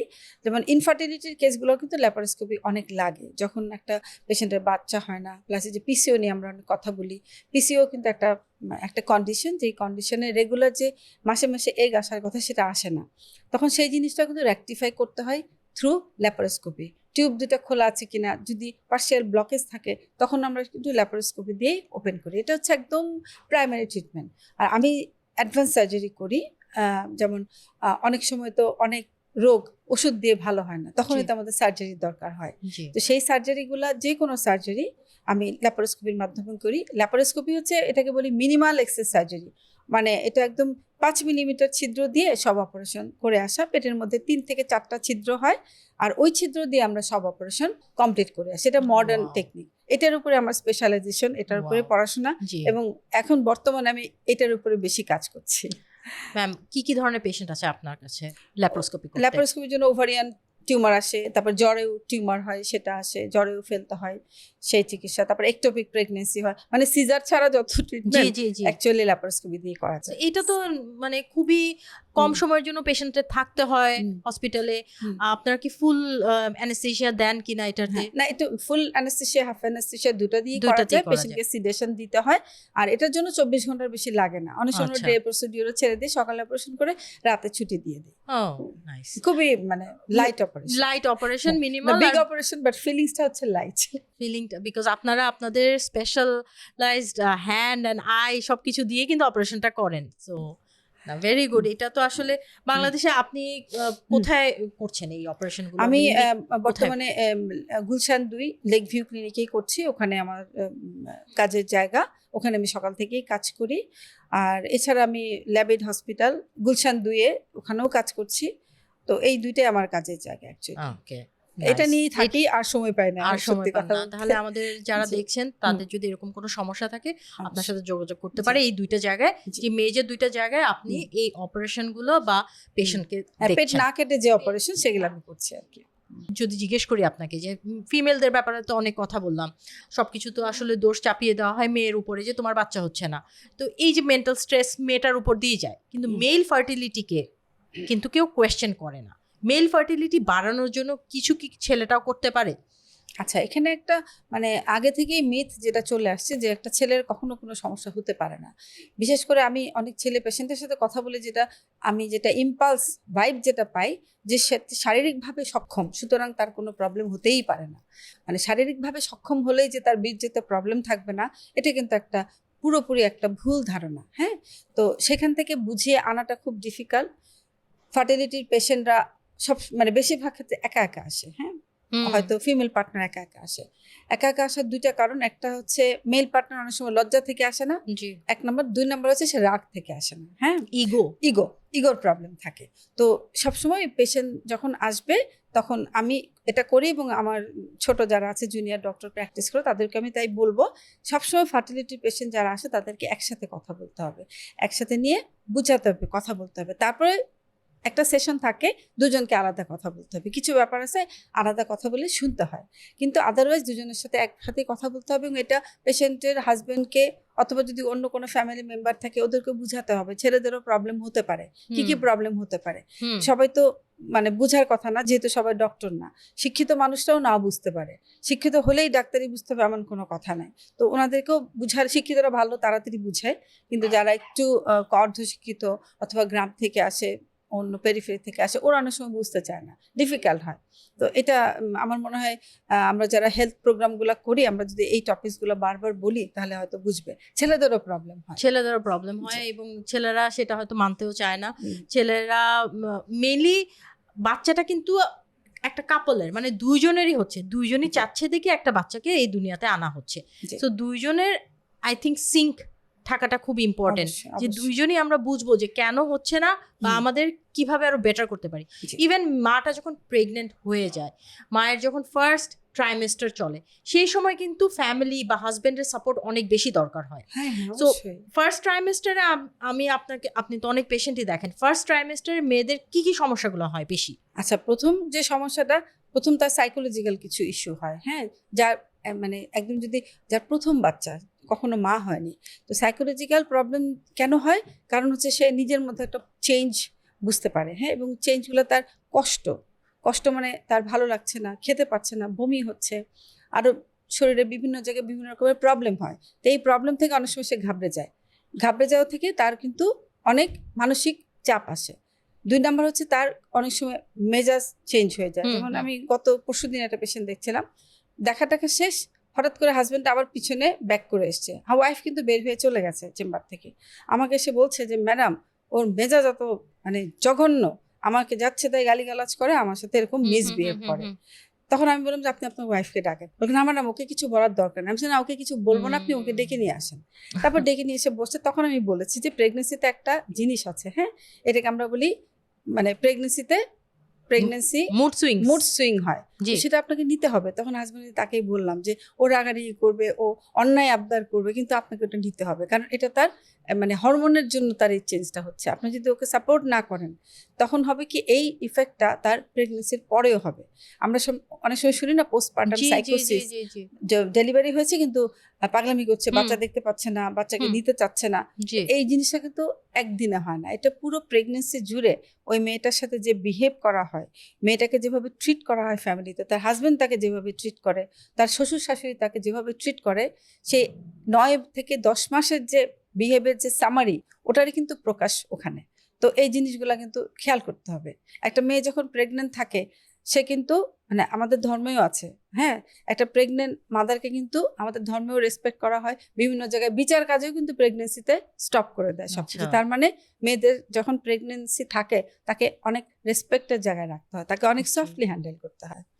হ্যাঁ, সেই জিনিসটা অনেকে পারে না, আর হাজবেন্ডরা তো বুঝতেই চায় না যে মুড সুইংস বলে কিছু আছে। কারণ যার ধরেন বোন নাই বা মাও কিন্তু পারে, যে শাশুড়ি, সে কিন্তু বুঝাতে পারে ছেলেকে যে না, মেয়েদের এটা হয় বা আমারও এরকম হয়েছিল, আমিও এরকম, সব মেয়েরাই ফেস করে। কিন্তু এই যে কমিউনিকেশন করা, এই জিনিসটাই আসলে আমার মনে হয় বাংলাদেশে অনেকেই করে না। আচ্ছা, প্রেগনেন্সির মধ্যে কিছু ডেঞ্জার সাইন্স কি কি? প্রেগনেন্সির ডেঞ্জার সাইন প্রথম হচ্ছে ওজন বেড়ে যাওয়া, হঠাৎ করে অনেক ওজন বেড়ে যাওয়া, তারপরে হঠাৎ করে হাত মুখে পানি আসা, তারপর চোখে ঝাপসা দেখা, তারপরে জ্বর আসা, হঠাৎ করে টেম্পারেচার অনেক বেড়ে যাওয়া, আবার অনেক সময় পেটে মানে সিরিয়াস ব্যথা হওয়া, আবার ডেলিভারির আগে রক্তক্ষরণ, এই জিনিসগুলা ওয়ার্নিং সাইন। তো এই জিনিসগুলো বোঝার জন্য আসলে রেগুলার এন্টিনেটাল চেক আপে থাকা উচিত। বাসায় তো আমাদের মেশিন থাকে, সবার বাসায় ওজন মাপার, ওজনটা দেখা উচিত। তারপর ব্লাড প্রেশার মাপার জন্য দোকানে এখন অনেক ডিজিটাল মেশিন পাওয়া যায়, সেটা দেখা উচিত। তো এগুলা হলে সাথে সাথে হসপিটালে যেতে হবে। ওকে, আর ফার্স্ট ট্রাইমেস্টারেই যদি ব্লিডিং হয় সেই সময় কি করবে? ফার্স্ট ট্রাইমেস্টারে ব্লিডিং হলে আমরা এটাকে থ্রেটেন্ড অ্যাবর্শন বলি, মানে অ্যাবর্শন হয়ে যাবে, থ্রেট দিচ্ছে, তার মানে তুমি কিছু একটা করো। হ্যাঁ, তো তখন যেতে হবে, অ্যাবর্শন হওয়ার কারণগুলো খুঁজে বের করতে হবে। যদি হরমোন কম থাকে হরমোনের সাপোর্ট আমরা দেই, অনেক সময় কমপ্লিট বেড রেস্টে রাখি। তো এরকম করে ম্যাক্সিমাম প্রেগনেন্সি সামনে যায়, অনেক সময় অ্যাবর্শন হয়ে যায়। আচ্ছা, বাট সামলানো যায়, বাট সব কেসে না, কিছু কিছু ক্ষেত্রে। আচ্ছা, কিছু মেডিসিনস তো ধরেন প্রেগনেন্সি শুরু হওয়ার আগে থেকেই মেয়েরা খেয়ে থাকে, যেমন ফলিক অ্যাসিড, ক্যালসিয়াম, আয়রন। এগুলো কিন্তু মেয়েরা আপনারাই বলেন যে প্রেগনেন্ট হতে চাচ্ছ, প্রেগনেন্ট হওয়ার আগেই কিন্তু একজন গাইনোকোলজিস্টের কাছে যাওয়া উচিত, তারপরে তোমার প্রেগনেন্সি। কারণ প্রেগনেন্ট হওয়ার আগে থেকেই কিছু ভিটামিনস নিতে হয়, সেগুলো কেন নিতে হয়? আচ্ছা, প্রেগনেন্সি এটাকে আমরা বলি প্রি প্রেগনেন্সি চেক আপ অথবা প্রি কনসেপশনাল একটা চেক আপ নেওয়া উচিত। হ্যাঁ, কারণ সব মানুষ কিন্তু পারফেক্ট না। হ্যাঁ, কেউ একটু বেশি শুকনা, কেউ একটু বেশি মোটা, কারো রক্তশূন্যতা আছে, কারো থাইরয়েডের প্রবলেম আছে। তো এই জিনিসগুলোকে প্রথমে একটা লাইনে নিয়ে আসতে হয়। যাদের প্রবলেম আছে তারা লাইনে নিয়ে আসবে, যারা জানে না ওদের প্রবলেম নেই তাদেরও কিন্তু চেক আপ করতে হবে। তো চেক আপের সময় প্রথমে আমরা ব্লাড ইয়েটা দেখি, মানে রক্তের যে হেমোগ্লোবিন সেটার পরিমাণটা দেখি। হ্যাঁ, তো অ্যাকচুয়ালি বলতে গেলে আমরা আদর্শ খাবার যেটাকে বলি সেরকম করে তো আমরা আসলে খাই না, তো সেখানে ডেফিসিয়েন্সি থেকে যাওয়ারই কথা। তো যেটা standard practice whole around the world, যে ফলিক অ্যাসিডটা খুবই ইম্পর্টেন্ট। কারণ দেখা গেছে যে বাচ্চাদের যত রকমের অ্যাবনর্মালিটি, আমরা অ্যানোমালি বলি, সেটার বেশিরভাগ ক্ষেত্রে এই ফলিক অ্যাসিড জড়িত। এই জন্য ফলিক অ্যাসিড খেতে হবে। এবং এটা স্টাডি করে দেখা গেছে যারা ফলিক অ্যাসিড 3 মাস আগে থেকে খায় প্রেগনেন্সির, তাদের সাধারণত এই সমস্যাগুলো হয় না। এছাড়া যেটা বললেন ক্যালসিয়াম, তারপরে মাল্টিভিটামিন, আয়রন যদি দরকার হয় তাহলে খাবে। হ্যাঁ, আদারওয়াইজ যে ফুডগুলো আমরা নর্মালি আমাদের দৈনন্দিন জীবনে যে খাবারগুলো খাই সেই খাবারগুলোর সাথে পরিচিত হতে হবে, সেভাবে খেতে হবে। মোট কথা হচ্ছে একটা মেয়ে 3 মাস আগে থেকেই যদি তার লাইফটাকে একটু সিস্টেমে নিয়ে আসে, খাবারগুলো যদি ঠিকমতো খায় এবং তার ডেফিসিয়েন্সি যেগুলো আছে, বডিতে কোনো ইনফেকশন যদি থাকে, ইউরিন ইনফেকশন থাকতে পারে, হেপাটাইটিস সি, বি এগুলোও থাকতে পারে, থাইরয়েডের প্রবলেম থাকতে পারে, এগুলো আগে রেকটিফাই করে নিতে হবে। ডায়াবেটিস হলে বাচ্চা নিতে পারবে না এমন কোনো কথা নাই, নিতে পারবে, অবশ্যই নিতে পারবে, কিন্তু সেটাকে কন্ট্রোলে নিয়ে আসতে হবে। তো এই জন্যই 3 মাস আগে থেকে একটু যদি চেক আপে আসে, এই জিনিসগুলো ধরা পড়লে তার যে বাচ্চা, সেই বাচ্চারও কোনো সমস্যা হবে না। অনেক সময় হয় না, অনেক বিকলাঙ্গ বাচ্চা হচ্ছে, অ্যাবনর্মাল বাচ্চা হচ্ছে, আবার অনেকে নর্মাল ডেলিভারি হচ্ছে না, সিজার হচ্ছে। তো এই যে আনওয়ান্টেড জিনিসগুলা, ওগুলো আমরা যদি একটু সিস্টেমে একটু নিয়মতান্ত্রিকভাবে প্রেগনেন্সি প্ল্যান করি, প্রেগনেন্সির সময় নিয়মতান্ত্রিকভাবে চলি, এই জিনিসগুলো থেকে কিন্তু আমরা অনেকটা অ্যাভয়েড করতে পারবো। আপনি তো তাহলে বলবেন যে একটা মেয়ের বিয়ে হওয়ার পরে আমার মনে হয় যে গাইনোকোলজিস্টের কাছে একটা কনসালটেশন নেওয়া উচিত, কারণ আনপ্ল্যান প্রেগনেন্সিও তো হয়। সো সেই ক্ষেত্রে ও যদি ধরেন ওর আনপ্ল্যান প্রেগনেন্সি হয়ে গেল, সেই ক্ষেত্রে তো কিছু করার নাই, বাট প্ল্যান্ড প্রেগনেন্সির ক্ষেত্রে সে কিন্তু ফলিক অ্যাসিডটা আগে থেকে নিতে পারে। অবশ্যই। প্রেগনেন্সির সময় জেস্টেশনাল ডায়াবেটিস, এইটার মাত্রাও খুব বেড়ে গেছে, এইটার কারণটা কি? ওই খাওয়া দাওয়ায়? জেস্টেশনাল ডায়াবেটিস এটা আমরা বলি যে প্রেগনেন্সি ডায়াবেটিস। হ্যাঁ, প্রেগনেন্সি ডায়াবেটিস হয়তো প্রেগনেন্সিতে প্রথম ধরা পড়েছে অথবা হয়তো আগে থেকেই ছিল। তো ডায়াবেটিস জিনিসটা অ্যাকচুয়ালি একটা হচ্ছে ফ্যামিলিয়াল টেন্ডেন্সি থাকে। আপনি যতই হেলদি লাইফস্টাইল লিড করেন না কেন, আপনার যদি ফ্যামিলিতে বাবা মা, দাদা দাদি ডায়াবেটিক থাকে, তাহলে সেখানে একটা স্কোপ থেকে যায় ডায়াবেটিস হওয়ার, জেনেটিক্যাল একটা প্রবলেম আছে। আর কিছু আছে লাইফস্টাইলের সাথে রিলেটেড, যদি কেউ অতিরিক্ত শরীরের ওজন হয়, তারপরে স্ট্রেস যদি থাকে অতিরিক্ত, আর একটা হচ্ছে স্টারভেশন ডায়াবেটিস, যারা খাওয়া দাওয়া করে না ঠিক মতো, স্টারভেশনের জন্য কিন্তু ডায়াবেটিস হয়। তো এই জিনিসগুলা থেকে হতে পারে ডায়াবেটিস। ওকে, এখন তো অনেকেই বলে যে ডক্টর কাছে গেলে ডক্টর তো বলে যে আগে করে ফেলবে, মানে সিজারিয়ান সেকশনেই মনে করেছে যে সে সিজারিয়ান সেকশনই হবে তার, বাচ্চা নাকি আপনারা আগে ডেলিভারি করে ফেলেন, এটার কারণটা কি? আচ্ছা, জেস্টেশনাল ডায়াবেটিস যে প্রবলেমটা, সেটা হলেই যে সিজার করতে হবে এমন কোনো কথা না। ডায়াবেটিস নিয়ে প্রেগনেন্সি সাকসেসফুলি কমপ্লিট করা যায় এবং নর্মাল ডেলিভারি হয়। কিন্তু যদি কোনো সমস্যা হয়, হ্যাঁ, তো ইউজুয়ালি বলা হয় ডায়াবেটিক যারা আছেন তারা যদি ব্লাড সুগার প্রেগনেন্সির সময় মেনটেন না করেন, সেক্ষেত্রে কিছু প্রবলেম হয়। একটা হচ্ছে বাচ্চার ওজন অতিরিক্ত বেড়ে যায়, আরেকটা হচ্ছে পেটে অনেক পানি চলে আসে, আরেকটা হচ্ছে মায়ের শরীরের ওজন অনেক বেড়ে যায়। তো এগুলো যদি কনফ্লিক্ট করে, তখন হয়তো ডেলিভারি আর্লি করার ডিসিশন নেয়। কিন্তু যে মা তার ডায়াবেটিস পুরো প্রেগনেন্সিতে ভালো মতো নিয়ন্ত্রণ করে সেই মায়ের নর্মাল ডেলিভারি অবশ্যই হবে। ডায়াবেটিস সিজার করার জন্য কোনো ইন্ডিকেশন না, অন্য কোনো সমস্যা হয়তো থাকে, তখন হয়তো তাকে বলে সিজার। বাচ্চা পেটে থাকার সময়ে 5 মাসের সময় মনে হয় একটা অ্যানোমালি স্ক্যান দেন আপনারা, সেই স্ক্যানটা অনেকেই মিস করে যায়। এটা মিস করলে কি কি সমস্যা হতে পারে? আচ্ছা, এটা হচ্ছে একটা স্ক্যান, তো এটা একটা টেস্ট।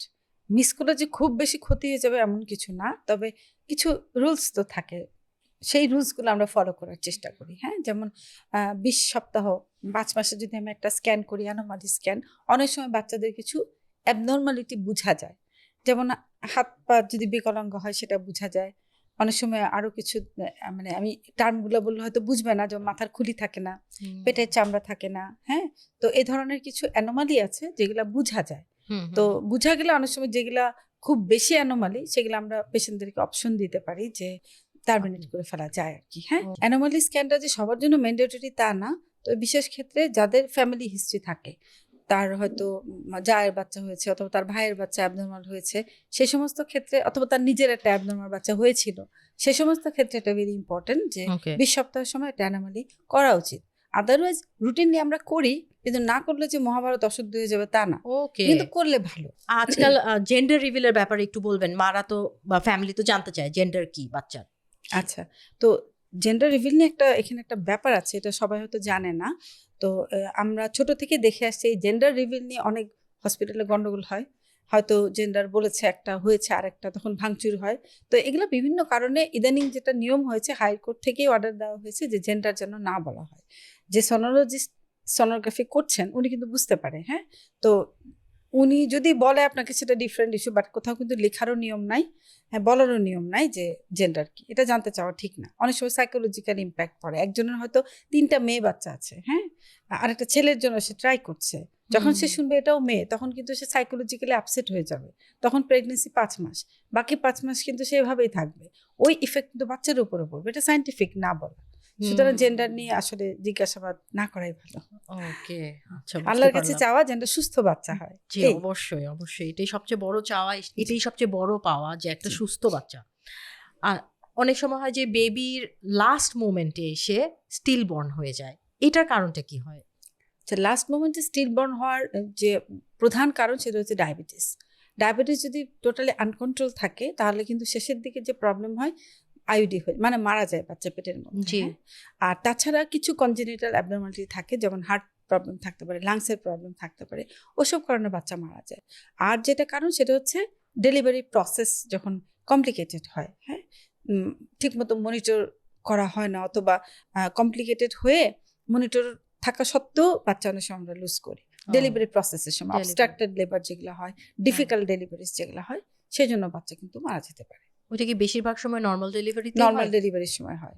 ওকে, আচ্ছা, একজন মা, প্রেগন্যান্ট মা কি কি ওষুধ খেতে পারবে না?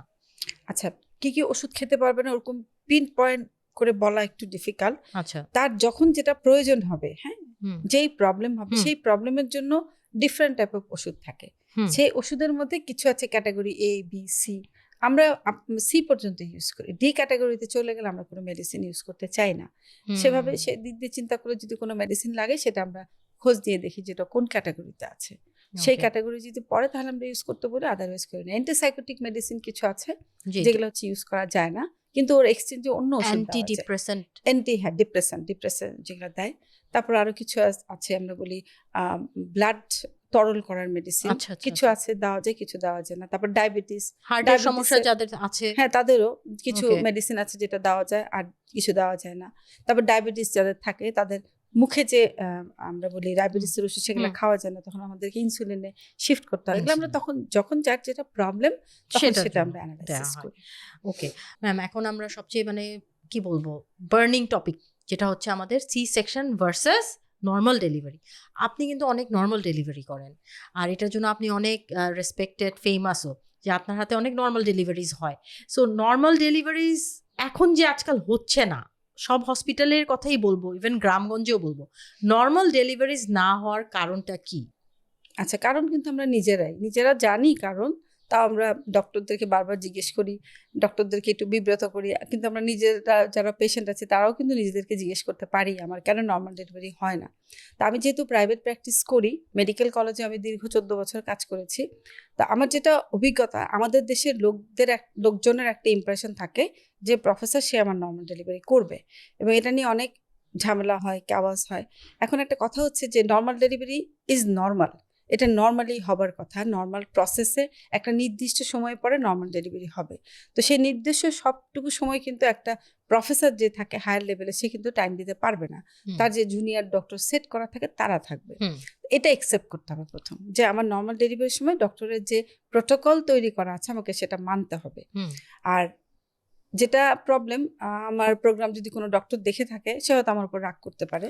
আর একটা প্রবলেম যেটা আমাদের প্র্যাকটিসের ধরন, বেশিরভাগ ক্ষেত্রে আমরা মেডিকেল কলেজে কাজ করি একটা নির্দিষ্ট সময়, তারপরে নির্দিষ্ট সময় চেম্বারে বসি, নির্দিষ্ট সময় আমরা নর্মাল ডেলিভারি পেশেন্ট দেখি, নির্দিষ্ট সময় যদি না হয় তখন বিভিন্ন রকম বিপদের আশঙ্কা করে আমি সেটা সিজার করে দিয়ে যাই। তো এই জিনিসটা আমাদের একটু মানে এটা থেকে বের হয়ে আসতে হবে। তবে এখন যেটা আসার কথা, ইদানিং অনেক প্রতিষ্ঠান আছে যে প্রতিষ্ঠানগুলো ডক্টর ফুললি কাজ করে, যারা সকাল থেকে বিকাল পর্যন্ত কাজ করে, ওখানে কিন্তু টাইম বেশি দেয়। যেমন মেডিকেল কলেজ, ওখানে কিন্তু ডেলিভারি প্রচুর হয়, নর্মাল ডেলিভারি, কারণ হচ্ছে প্রোটোকল ভাবে সেট করা, ডক্টর সবসময় থাকে। তো নর্মাল ডেলিভারির জন্য টাইমটা বেঁধে দিতে হবে। আরেকটা হচ্ছে পেশেন্টকে কাউন্সেলিং করা। একজন 9 মাস ধরে দেখালো সে খুব নর্মাল ডেলিভারি করতে চায় খুব, কিন্তু যখন পেইন হয় তখন আর ধৈর্য থাকে না। এবং তার সাথে যারা থাকে লোকজন, আমার অভিজ্ঞতা আছে, মধ্যরাতে যে পেশেন্টগুলা আসে হসপিটালে মোটামুটি পুরো এলাকা খবর করে দেয়, আসছে না কেন, 10 মিনিট হয়ে গেছে এখনো কোনো ডক্টর আসছে না, হ্যাঁ, মানে হাঙ্গামা শুরু করে দেয়, হ্যাঁ, মানে অস্থির হয়ে যায়। তো এই যে আমাদের ধৈর্যটা বাড়াতে হবে। নর্মাল ডেলিভারির জন্য কিছু সাইন সিমটম আছে, সেগুলো দেখলেই বোঝা যায়, এবং কোন সময় ডেলিভারি হবে সেটা কিন্তু আমরা বুঝতে পারি। তো সেই সময়টা আমাদেরকে দিতে হবে। নাম্বার 3, আমি আমার পেশেন্টদেরকে বলি, হাজবেন্ডদেরকে বলি, মা এবং শাশুড়ি আসতে পারবে না হসপিটালে। হ্যাঁ, মায়ের তো মেয়ে, তার তো কলিজা ছিঁড়ে যায় মেয়ের একটা চিৎকার শুনে, আর শাশুড়িরও কম আদর থাকে না। তো এই দুইজন যখন থাকে, অনেক দেখা যায় যে আমাদেরকে মাঝখানে ইন্টারফেয়ার করতে হয়, মানে কিচ্ছু করা যাবে না, আপনি যেটা ভালো মনে করেন সেটা করেন, আমার রোগীর কোনো ক্ষতি হোক এটা আমরা চাই না। তো যখন এরকম কোনো স্টেটমেন্ট বারবার কেউ দিতে থাকে, হ্যাঁ, আপনি তো জানেন এখন ডিজিটালাইজেশনের যুগ, হ্যাঁ, আমার দোষ নাই, আমার হসপিটালের কোনো দোষ নাই, হঠাৎ করে ফেসবুকে কিছু একটা দিয়ে আমাকে ডিফেম করলো, হ্যাঁ, আপনি দেখেছেন মাঝখানে ডক্টরদেরকে ধরেও মারধর করছে, গাইনোকোলজিস্টকে ধরে চুল ধরে পিটাচ্ছে, হ্যাঁ, ওর কোনো দোষ ছিল না, আমরা চিনি ওকে, হ্যাঁ। এখন এই জিনিসগুলো হয় কি, আমরা অনেক সময় মানে লিটিগেসির প্রবলেমের জন্য আমরা অনেক সময় অনেক কিছু বলতে পারি না, করে ফেলি, হ্যাঁ। তো এই জিনিসগুলো থেকে আমাদের বের হয়ে আসতে হবে। নর্মাল ডেলিভারির জন্য আরেকটা সবচেয়ে শেষে আমি যেটা বলবো, মেয়েদের বডি ফিটনেস এবং মানসিকতা দুইটাই কিন্তু ঠিক রাখতে হবে। প্রেগনেন্সির সময় আপনার ওজন ঠিক মতো বাড়ছে কিনা, প্রেগনেন্সি যে ঢুকেছেন আপনি তার আগে আপনার ওজন ঠিক ছিল কিনা, ওই সময় কিছু এক্সারসাইজ আছে যেগুলো আমরা দেই, হ্যাঁ, দিয়ে রোগীদের জিজ্ঞেস করি যে করেছেন, হ্যাঁ ম্যাডাম করেছি, 10 বার করতে বলেছি 2 বার করে বসে আছে, হ্যাঁ। তো এটা একটু করতে হবে, কারণ আমরা যেহেতু সিডেন্টারি ওয়ার্কার, অফিসে কাজ করি, বসে বসেই তো কাজ করি, সেক্ষেত্রে আমাদের বডি পার্টস মুভমেন্ট আমরা করি না। তো যেই এক্সারসাইজগুলো দেওয়া হয়, যে পদ্ধতিগুলো বলা হয়, যে পজিশনগুলো অ্যাডপ্ট করার জন্য শিখিয়ে দেওয়া হয়, সেগুলো একটু শিখতে হবে, করতে হবে। শহরের মেয়েদের জন্য, গ্রামের মেয়েদের জন্য তো ওরা তো কাজ করে, গ্রামে কিন্তু নর্মাল ডেলিভারি রেট এখনো বেশি, যেটা বেশি শহরে 50% এখন আমাদের মানে সিজারের রেট, সেটা কিন্তু বেশিরভাগ শহর এলাকাতে। তো এই প্রবলেম কিন্তু আছে, আমরা সবাই জানি, কিন্তু এগুলা ঠিক করতে হলে আমাদের উভয় পক্ষকে একভাবেই কাজ করতে হবে, একইভাবে এগিয়ে আসতে হবে, একইভাবে রিস্ক শেয়ার করতে হবে, সব রিস্ক ডক্টরকে দিলে হবে না। হ্যাঁ, জি। আরেকটা হচ্ছে যে নর্মাল ডেলিভারিতে এমন না যে আমার বাচ্চা হবে, নর্মাল ডেলিভারিতে আমি চাচ্ছি, আমি ডক্টরের কাছে গেলাম, 2 ঘন্টার মধ্যে নর্মাল ডেলিভারি হয়ে গেল, এরকম তো না। নর্মাল ডেলিভারির পুরো প্রসেসটা, সাপোজ আপনি যদি একটা মেয়ের এখন 40 উইকস হয়ে গেছে, নর্মাল ডেলিভারির একটা জাস্ট নর্মাল একটু প্রসেসটা বলবেন। আচ্ছা, নর্মাল প্রসেস হচ্ছে একটা ডেলিভারি হতে একদম কম হলেও 8 থেকে 12 ঘন্টা সময় লাগে। আমরা বলি সূর্যোদয় থেকে সূর্যাস্ত, এই সময়টা দিতে হবে। ব্যথা উঠলেই যে ডেলিভারি হয়ে যাবে এমন কোনো কথা না, অস্থিরতার কিছু নাই। কম হলে 8 ঘন্টা, বেশি হলে 12 ঘন্টা, হ্যাঁ। তবে 12 থেকে 14 ঘন্টায় আসলে লাগে, হ্যাঁ। আর এখন যেহেতু ব্যথার জন্য অনেকে নর্মাল ডেলিভারিতে যেতে চায় না, আমরা এখন আরেকটা যে প্রসেস ইউজ করি সেটা হচ্ছে পেইনলেস ডেলিভারি। তো পেইনলেস ডেলিভারি যদি করি সেখানে কিন্তু টাইমিংটা একটু বেড়ে যায়। আর সবচেয়ে ইম্পর্টেন্ট হচ্ছে অ্যাসেসমেন্ট। হ্যাঁ, অ্যাসেসমেন্টটা আমরাই করি, যারা সিনিয়র ডক্টর। আমাকে একজন রুগী দেখাচ্ছে, তার অ্যাসেসমেন্ট আমিই করি। আমি কিন্তু ডেলিভারি হওয়ার আগেই বুঝে যাই যে কোন পেশেন্টটার ইজি ডেলিভারি হবে, কোন পেশেন্টটার একটু কনফিউশন আছে 50-50, কোন পেশেন্টটা 80-20, এটা কিন্তু আমি আগেই বুঝে যাই এবং সেভাবে কিন্তু পেশেন্টকে বলে দেই। যার হচ্ছে 80-20 থাকে সম্ভাবনা, তাকেও আমি বলি যে এরকম সম্ভাবনা আছে, কিন্তু আমরা দেখব, যেহেতু আমার হাতে 8 ঘন্টা সময় আছে, আমি কিন্তু দেখব। ইন দ্য মেন টাইম যদি কোনো প্রবলেম হয়, আমাদের ডিভাইস আছে, হার্টবিট শুনি আমরা, সিটি যে আছে, বাচ্চার ইসিজি হয়, সেই সমস্ত কিন্তু দেখায় মেশিনে যে বাচ্চাটা এখন আর টলারেট করবে না, তখন আমরা সিজার করতে পারি। বাট এই যে আমি 8 ঘন্টা 10 ঘন্টা দেখবো, সেই সময়টাকে সবাই শান্ত থাকতে হবে, পেশেন্টকেও শান্ত থাকতে হবে। যদি তার পেইন খুব বেশি হয়, পেইনলেস লেবারের যে সিস্টেমগুলো নিতে হবে এবং যে পজিশন অ্যাডাপ্ট করতে বলা হয় লেবার রুমে, সেগুলো একটু ফলো করতে হবে। আচ্ছা, এখন অনেক জায়গা থেকে শোনা যায় যে সি সেকশন নাকি বেবির জন্য বেটার, আর মায়ের জন্য অবশ্যই খারাপ, কারণ সি সেকশনের পরে মায়ের অনেক সাফার করতে হয়, কিন্তু নর্মাল ডেলিভারিতে নাকি অনেক স্ট্রেসের মধ্যে একটা বাচ্চা যায়। না, এটা ঠিক না। এই কথাটা ঠিক না। এই জন্য যে একটা বেবি যখন নর্মালি ডেলিভারি হয়, তখন তার বডিতে কিন্তু ফ্লুইড থাকে, সে কিন্তু একটা পানির ব্যাগের মধ্যে থাকে। সেখানে সে খাওয়া দাওয়া করে, সেখানে ইউরিন করে, সেখানে সে নিঃশ্বাসও নেয়। হ্যাঁ, তো সেই যে প্রসেসগুলো, তার বডির সব জায়গায় কিন্তু পানি থাকে। যখন একটা বাচ্চা নর্মালি ডেলিভারি হয়, তখন প্যাসেজের মধ্যে দিয়ে আসে এবং সেই প্যাসেজের মধ্যে দিয়ে যখন আসে, তার বডির পানিগুলোও কিন্তু বের হয়ে যায়। এটা একটা আল্লাহ তাআলা এভাবে আমাদের তৈরি করে দিয়েছে এবং দেখা গেছে যে সমস্ত বাচ্চা নর্মালি বের হয়, তাদের রেসপিরেটরি প্রবলেম কম হয়, মানে শ্বাস প্রশ্বাসের প্রবলেমটা কম হয়। এটা আসলে ঠিক না যে নর্মাল ডেলিভারি বাচ্চার জন্য সেফ।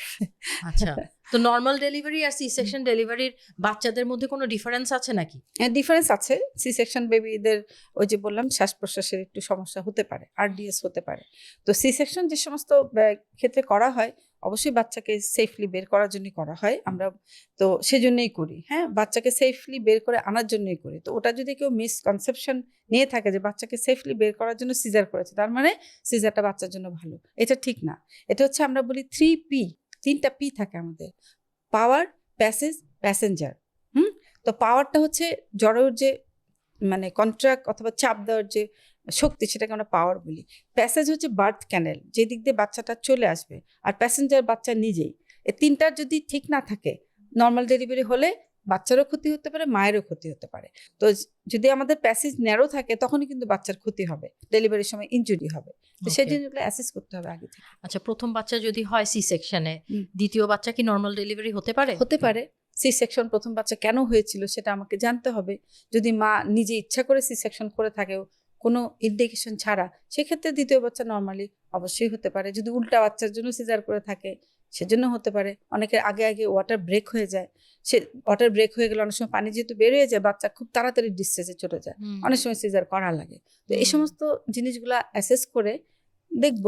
যদি দেখা যায় যে না, ওগুলা একদম অ্যাবসলিউট ইন্ডিকেশন ছিল না for caesarean section, second baby অবশ্যই নর্মালি ট্রাই করা যায়। কত বছরের ডিফারেন্স থাকতে হয় যদি ফার্স্ট বেবি সিজারিয়ান হয় আর সেকেন্ড বেবি নর্মাল করতে চাই? আচ্ছা, এটা হচ্ছে আমরা সব ক্ষেত্রে, সিজার হোক নর্মাল হোক, সব ক্ষেত্রে আমরা বলি মিনিমাম 3 বছর গ্যাপ দেওয়া ভালো।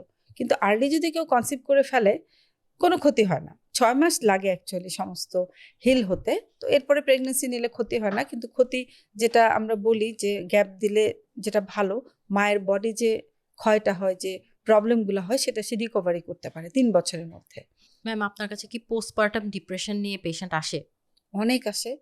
পোস্টপার্টাম ডিপ্রেশনগুলো প্রথমেই দেখা যায় ব্রেস্ট ফিডিং ফেলিওর নিয়ে। হ্যাঁ, যখন আমরা কথা বলি তখন শুনতে পাই যে ও ব্রেস্ট ফিডিং করাতে ভালো লাগে না, বিরক্ত লাগে। হ্যাঁ, তখন যদি সেই পেশেন্ট আমার আন্ডারে থাকে, তখন তো আমি বুঝতেই পারি কেন। কারণ একটা প্রেগনেন্ট মেয়ে কিন্তু আমাকে 9 মাস দেখায়। এই 9 মাসে আপনার কি মনে হয় শুধু আমি ওর শরীরের ট্রিটমেন্ট করি? না, ওর সাথে অনেক ইমোশনাল কথাবার্তা আদান প্রদান হয়। কখন তাকে কে কি বলেছে, ওর হাজবেন্ড এটা বলে। অনেক সময় পেশেন্ট আমাকে ফোন করে বলে, ম্যাডাম আমি তো আসবো চেম্বারে আজকে, আমার হাজবেন্ড এরকম ঢুকবে, তো তখন তো কথা বলতে পারবো না, আপনি কিন্তু এটা বলবেন। তার মানে সে যে আপসেট থাকে জিনিসগুলো নিয়ে, সেগুলো আমাকে অনেক সময় ডিল করতে হয়। তো পোস্টপার্টাম সাইকোসিস, ওই প্রেগনেন্সির সময় যে তার সাথে যে অনিয়মগুলো হয়, তার সাথে যে ইনজাস্টিসগুলো হয়, এটা কিন্তু রিফ্লেক্ট করে। হ্যাঁ, সেভাবেই তাকে হ্যান্ডেল করতে হয় তখন।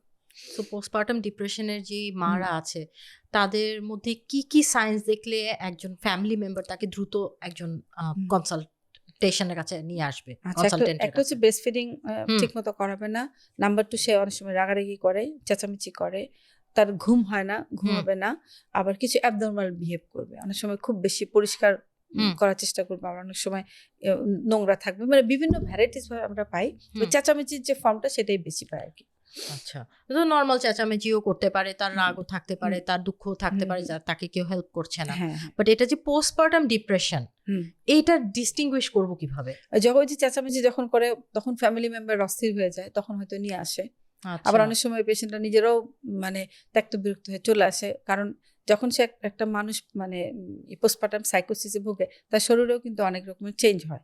তার সিভিয়ার মাথা ব্যথা হয়, তার ক্ষুধামন্দা হয়, খেতে পারে না, বা বাচ্চার দেখতে ভালো লাগে না, এরকম অনেক ব্যাপার হয়। হাজবেন্ড কাছে আসলে তার বিরক্ত লাগে। তো এই জিনিসগুলো তো আসলে নর্মাল না, বুঝতে পারে।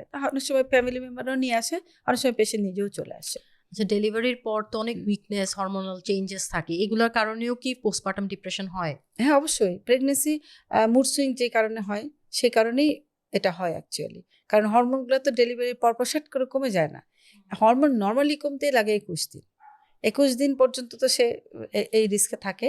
তারপরে যে আরো বাকি যে থাকে 42 ডেজ হতে, তার মধ্যেও কিন্তু হরমোন সাট করে না কমে গেলে যে নরমাল লেভেল প্ল্যাটু থেকে আস্তে আস্তে নিচে নামতে থাকে।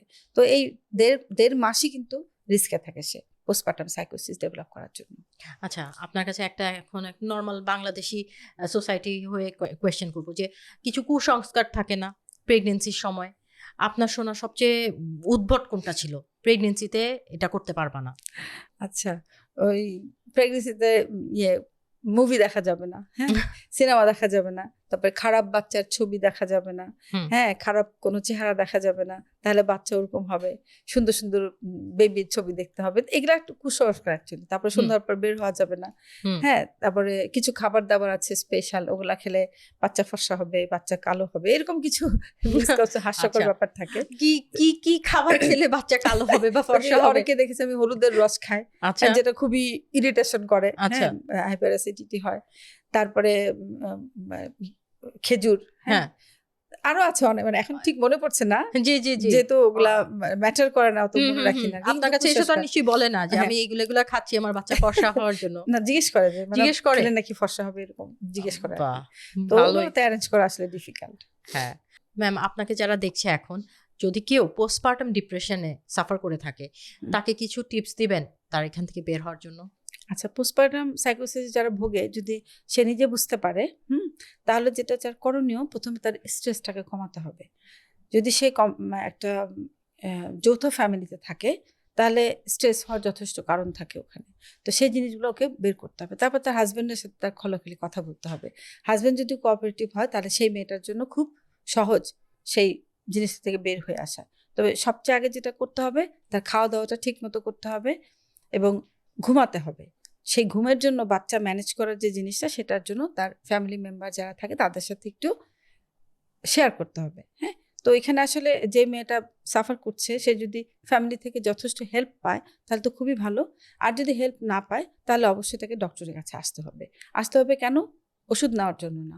অনেক সময় আমাদের সাইকোলজি এরকমই, যে ডক্টররা বললে শুনি আমরা, ডক্টররা না বললে শুনি না।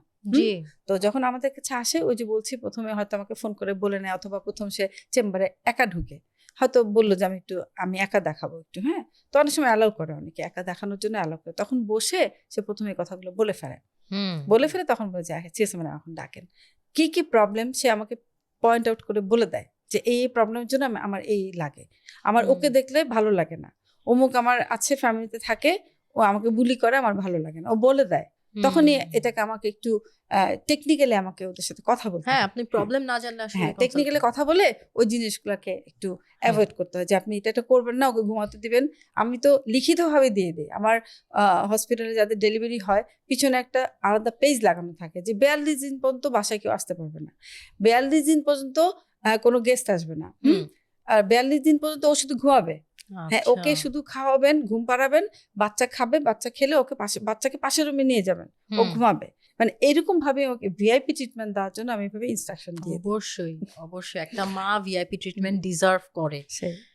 আচ্ছা, এখন আমরা র্যাপিড ফায়ার রাউন্ডে চলে যাই। আমাদের তো আমরা অনেক কিছু জানলাম, অনেক কিছু শিখলাম, আর যারা দেখছে তারা তো অবশ্যই, আমি বলবো যে আপনার কাছে প্রেগনেন্ট হওয়ার আগে অ্যাটলিস্ট একবার হলে কনসালটেশন করা উচিত, প্রেগনেন্সির সময় কনসালটেশন করা উচিত, এবং প্রেগনেন্সির পরেও যদি কোনো ডিফিকাল্টিস থাকে অবশ্যই আপনি তো আছেনই। জি, সো র্যাপিড ফায়ার রাউন্ডের ম্যাম ফার্স্ট কোয়েশ্চেন, পিসিওএস মানে কি ইনফার্টিলিটি? না। ওকে, পিরিয়ডে টক খাওয়া যায় না? পিরিয়ড হলে খাওয়া যায়। খাওয়া যায়। বার্থ কন্ট্রোল নিলে ইনফার্টিলিটি হয়? মিথ্যা কথা। মিথ্যা কথা। আচ্ছা, সি সেকশন মানেই 2-3 বছর হাঁটতে কষ্ট হবে? একদমই ভুল ধারণা। ওকে, ভ্যাজিনাল কাপ সেফ নাকি পিরিয়ড প্যাড? দুটোই সেফ। ওকে, লো ব্লিডিং মানে আয়রন কম? ভুল ধারণা। আচ্ছা, প্রেগন্যান্সি মানে ডাবল খেতে হবে? ডাবল ঠিক না, আমরা বলি এক মুঠ বেশি খেতে হবে। আচ্ছা, মায়ের স্ট্রেসের কারণে ভিতরে বাচ্চা যে পালছে সে বাচ্চার ক্ষতি হয়? হয়। Okay, very nice, thank you so much. আমরা তো আসলে ডক্টর অনেক কিছু জানতে পারলাম, অনেক কিছু শিখতে পারলাম। আই এম শিওর আপনার যে স্পেশালিটি, যে ল্যাপ্রোস্কোপির স্পেশালিটিটা বললেন, সেটা নিয়ে একটা ডিফারেন্ট পডকাস্টই হওয়া উচিত। অ্যান্ড আই গেস ওইটা নিয়ে আমরা আরেকবার আপনার সাথে কথা বলবো যে কি কি কারণে, এবং যে মেইন ইস্যুসগুলো আজকাল মানে প্যাপসমেয়ার বা এগুলো নিয়ে যে অনেকের ভয় থাকে যে প্যাপসমেয়ার করলে একটা ডিজিজ বের হয়ে যেতে পারে, আবার সিস্ট, এইসব ধরনের অনেক ক্রিটিক্যাল যে ডিজিজগুলো আছে সেগুলো নিয়ে আপনার সাথে আবার নিশ্চয়ই আরেকটা এপিসোডে কথা বলবো আমরা। অবশ্যই। আমাদের জেন জি মেয়েদের জন্য কিছু একটা বলতেন। আচ্ছা, মেয়েদের জন্য আমার যেটা অ্যাডভাইস হবে, আমি সব মেয়েদেরকে বলি সবসময় তোমাদের ফিজিক্যাল ফিটনেস যেটা সেটা তোমরা ধরে রাখবে। ফিজিক্যাল ফিটনেস বলতে বলছি যে শরীরের উচ্চতার তুলনায় যে ওজন থাকা উচিত সেটা যেন ঠিক থাকে, এটা খেয়াল করতে হবে। কারণ 1-2-5 কেজি কমানো সোজা, কিন্তু 20-25 কেজি কমানো কিন্তু খুবই ডিফিকাল্ট। সুতরাং যে মেয়েরা আছো তারা কম হলেও সপ্তাহে 1 দিন অথবা মাসে 1 দিন শরীরের ওজনটা মাপতে হবে। 2 নম্বর হচ্ছে তোমাদের মাসিকের যে হিসাব সেটা রাখতে হবে, মাসিক নিয়মিত হচ্ছে কিনা। কারণ মেয়েদের শরীরে যে অসুখগুলো হয়, ডিজিজগুলো হয়, সেগুলার বেশিরভাগই কিন্তু মাসিকের প্যাটার্ন চেঞ্জ করে দেয়। সুতরাং আমার মাসিকটা খেয়াল রাখতে হবে, নিয়মিত হচ্ছে কি হচ্ছে না। ফ্রি মিক্সিংটা খেয়াল করতে হবে। হ্যাঁ, তারপরে টপাটপ হরমোনের মেডিসিন খাওয়া যাবে না, কারণ মেয়েদের যে মেইলি অর্গানগুলো আছে সেগুলো হরমোন ডিপেন্ডেন্ট। সেটা হরমোনের জন্য অনেক অঙ্গে কিন্তু ক্যান্সার পর্যন্ত হয়, সেই জিনিসগুলো খেয়াল করতে হবে। আমাদের যে ঘুমের প্যাটার্ন সেটা ঠিক রাখতে হবে। আমরা রাত জেগে অনেক সময় বন্ধুদের সাথে কথা বলি, অনেক সময় সব কাজ রাতের জন্য রেখে দিই। হ্যাঁ, যে রাতে পড়ে শেষ করে ফেলবো, ঘুমায় না ঠিক মতো, সেটা করতে হবে। এবং যেই মেয়েরা বিয়ে করার প্ল্যান করছে তাদেরকে আমি বলবো যে সম্ভব হলে বিয়ের আগেই একবার যদি একজন স্ত্রীরোগ বিশেষজ্ঞের চেম্বারে আসা যায়, তার শরীরের কি সমস্যা আছে বিয়ের আগেই যদি সে একটা চেক আপ করে তাহলে তার জন্য খুবই ভালো হয়। এবং সেই সাথে কিন্তু সে তার যে কন্ট্রাসেপটিভ যে অ্যাডভাইসটা, কন্ট্রাসেপটিভ যে জ্ঞানটা, সেটা কিন্তু সে নিয়ে যেতে পারে। তো এই জিনিসগুলো একটা মেয়েকে খেয়াল করতে হবে। এবং অবশ্যই লাস্ট যেটা বলবো, প্রফেশন, তার ক্যারিয়ার, তার শিক্ষা, এটা তো তাকে আগেই প্রায়োরিটি দিতে হবে। কারণ মেয়েদের ইন্ডিপেন্ডেন্ট এর উপর কোনো কথা নেই, সব মেয়েকে স্বাবলম্বী হতে হবে। স্বাবলম্বী হলেই তার আত্মবিশ্বাস বাড়বে, তার ব্যক্তিত্ব প্রস্ফুটিত হবে। Amazing, thank you so much ma'am, thank you so much. একটা গিফট আমাদের পক্ষ থেকে। থ্যাংক ইউ, জি, থ্যাংক ইউ সো মাচ। জি, থ্যাংক ইউ।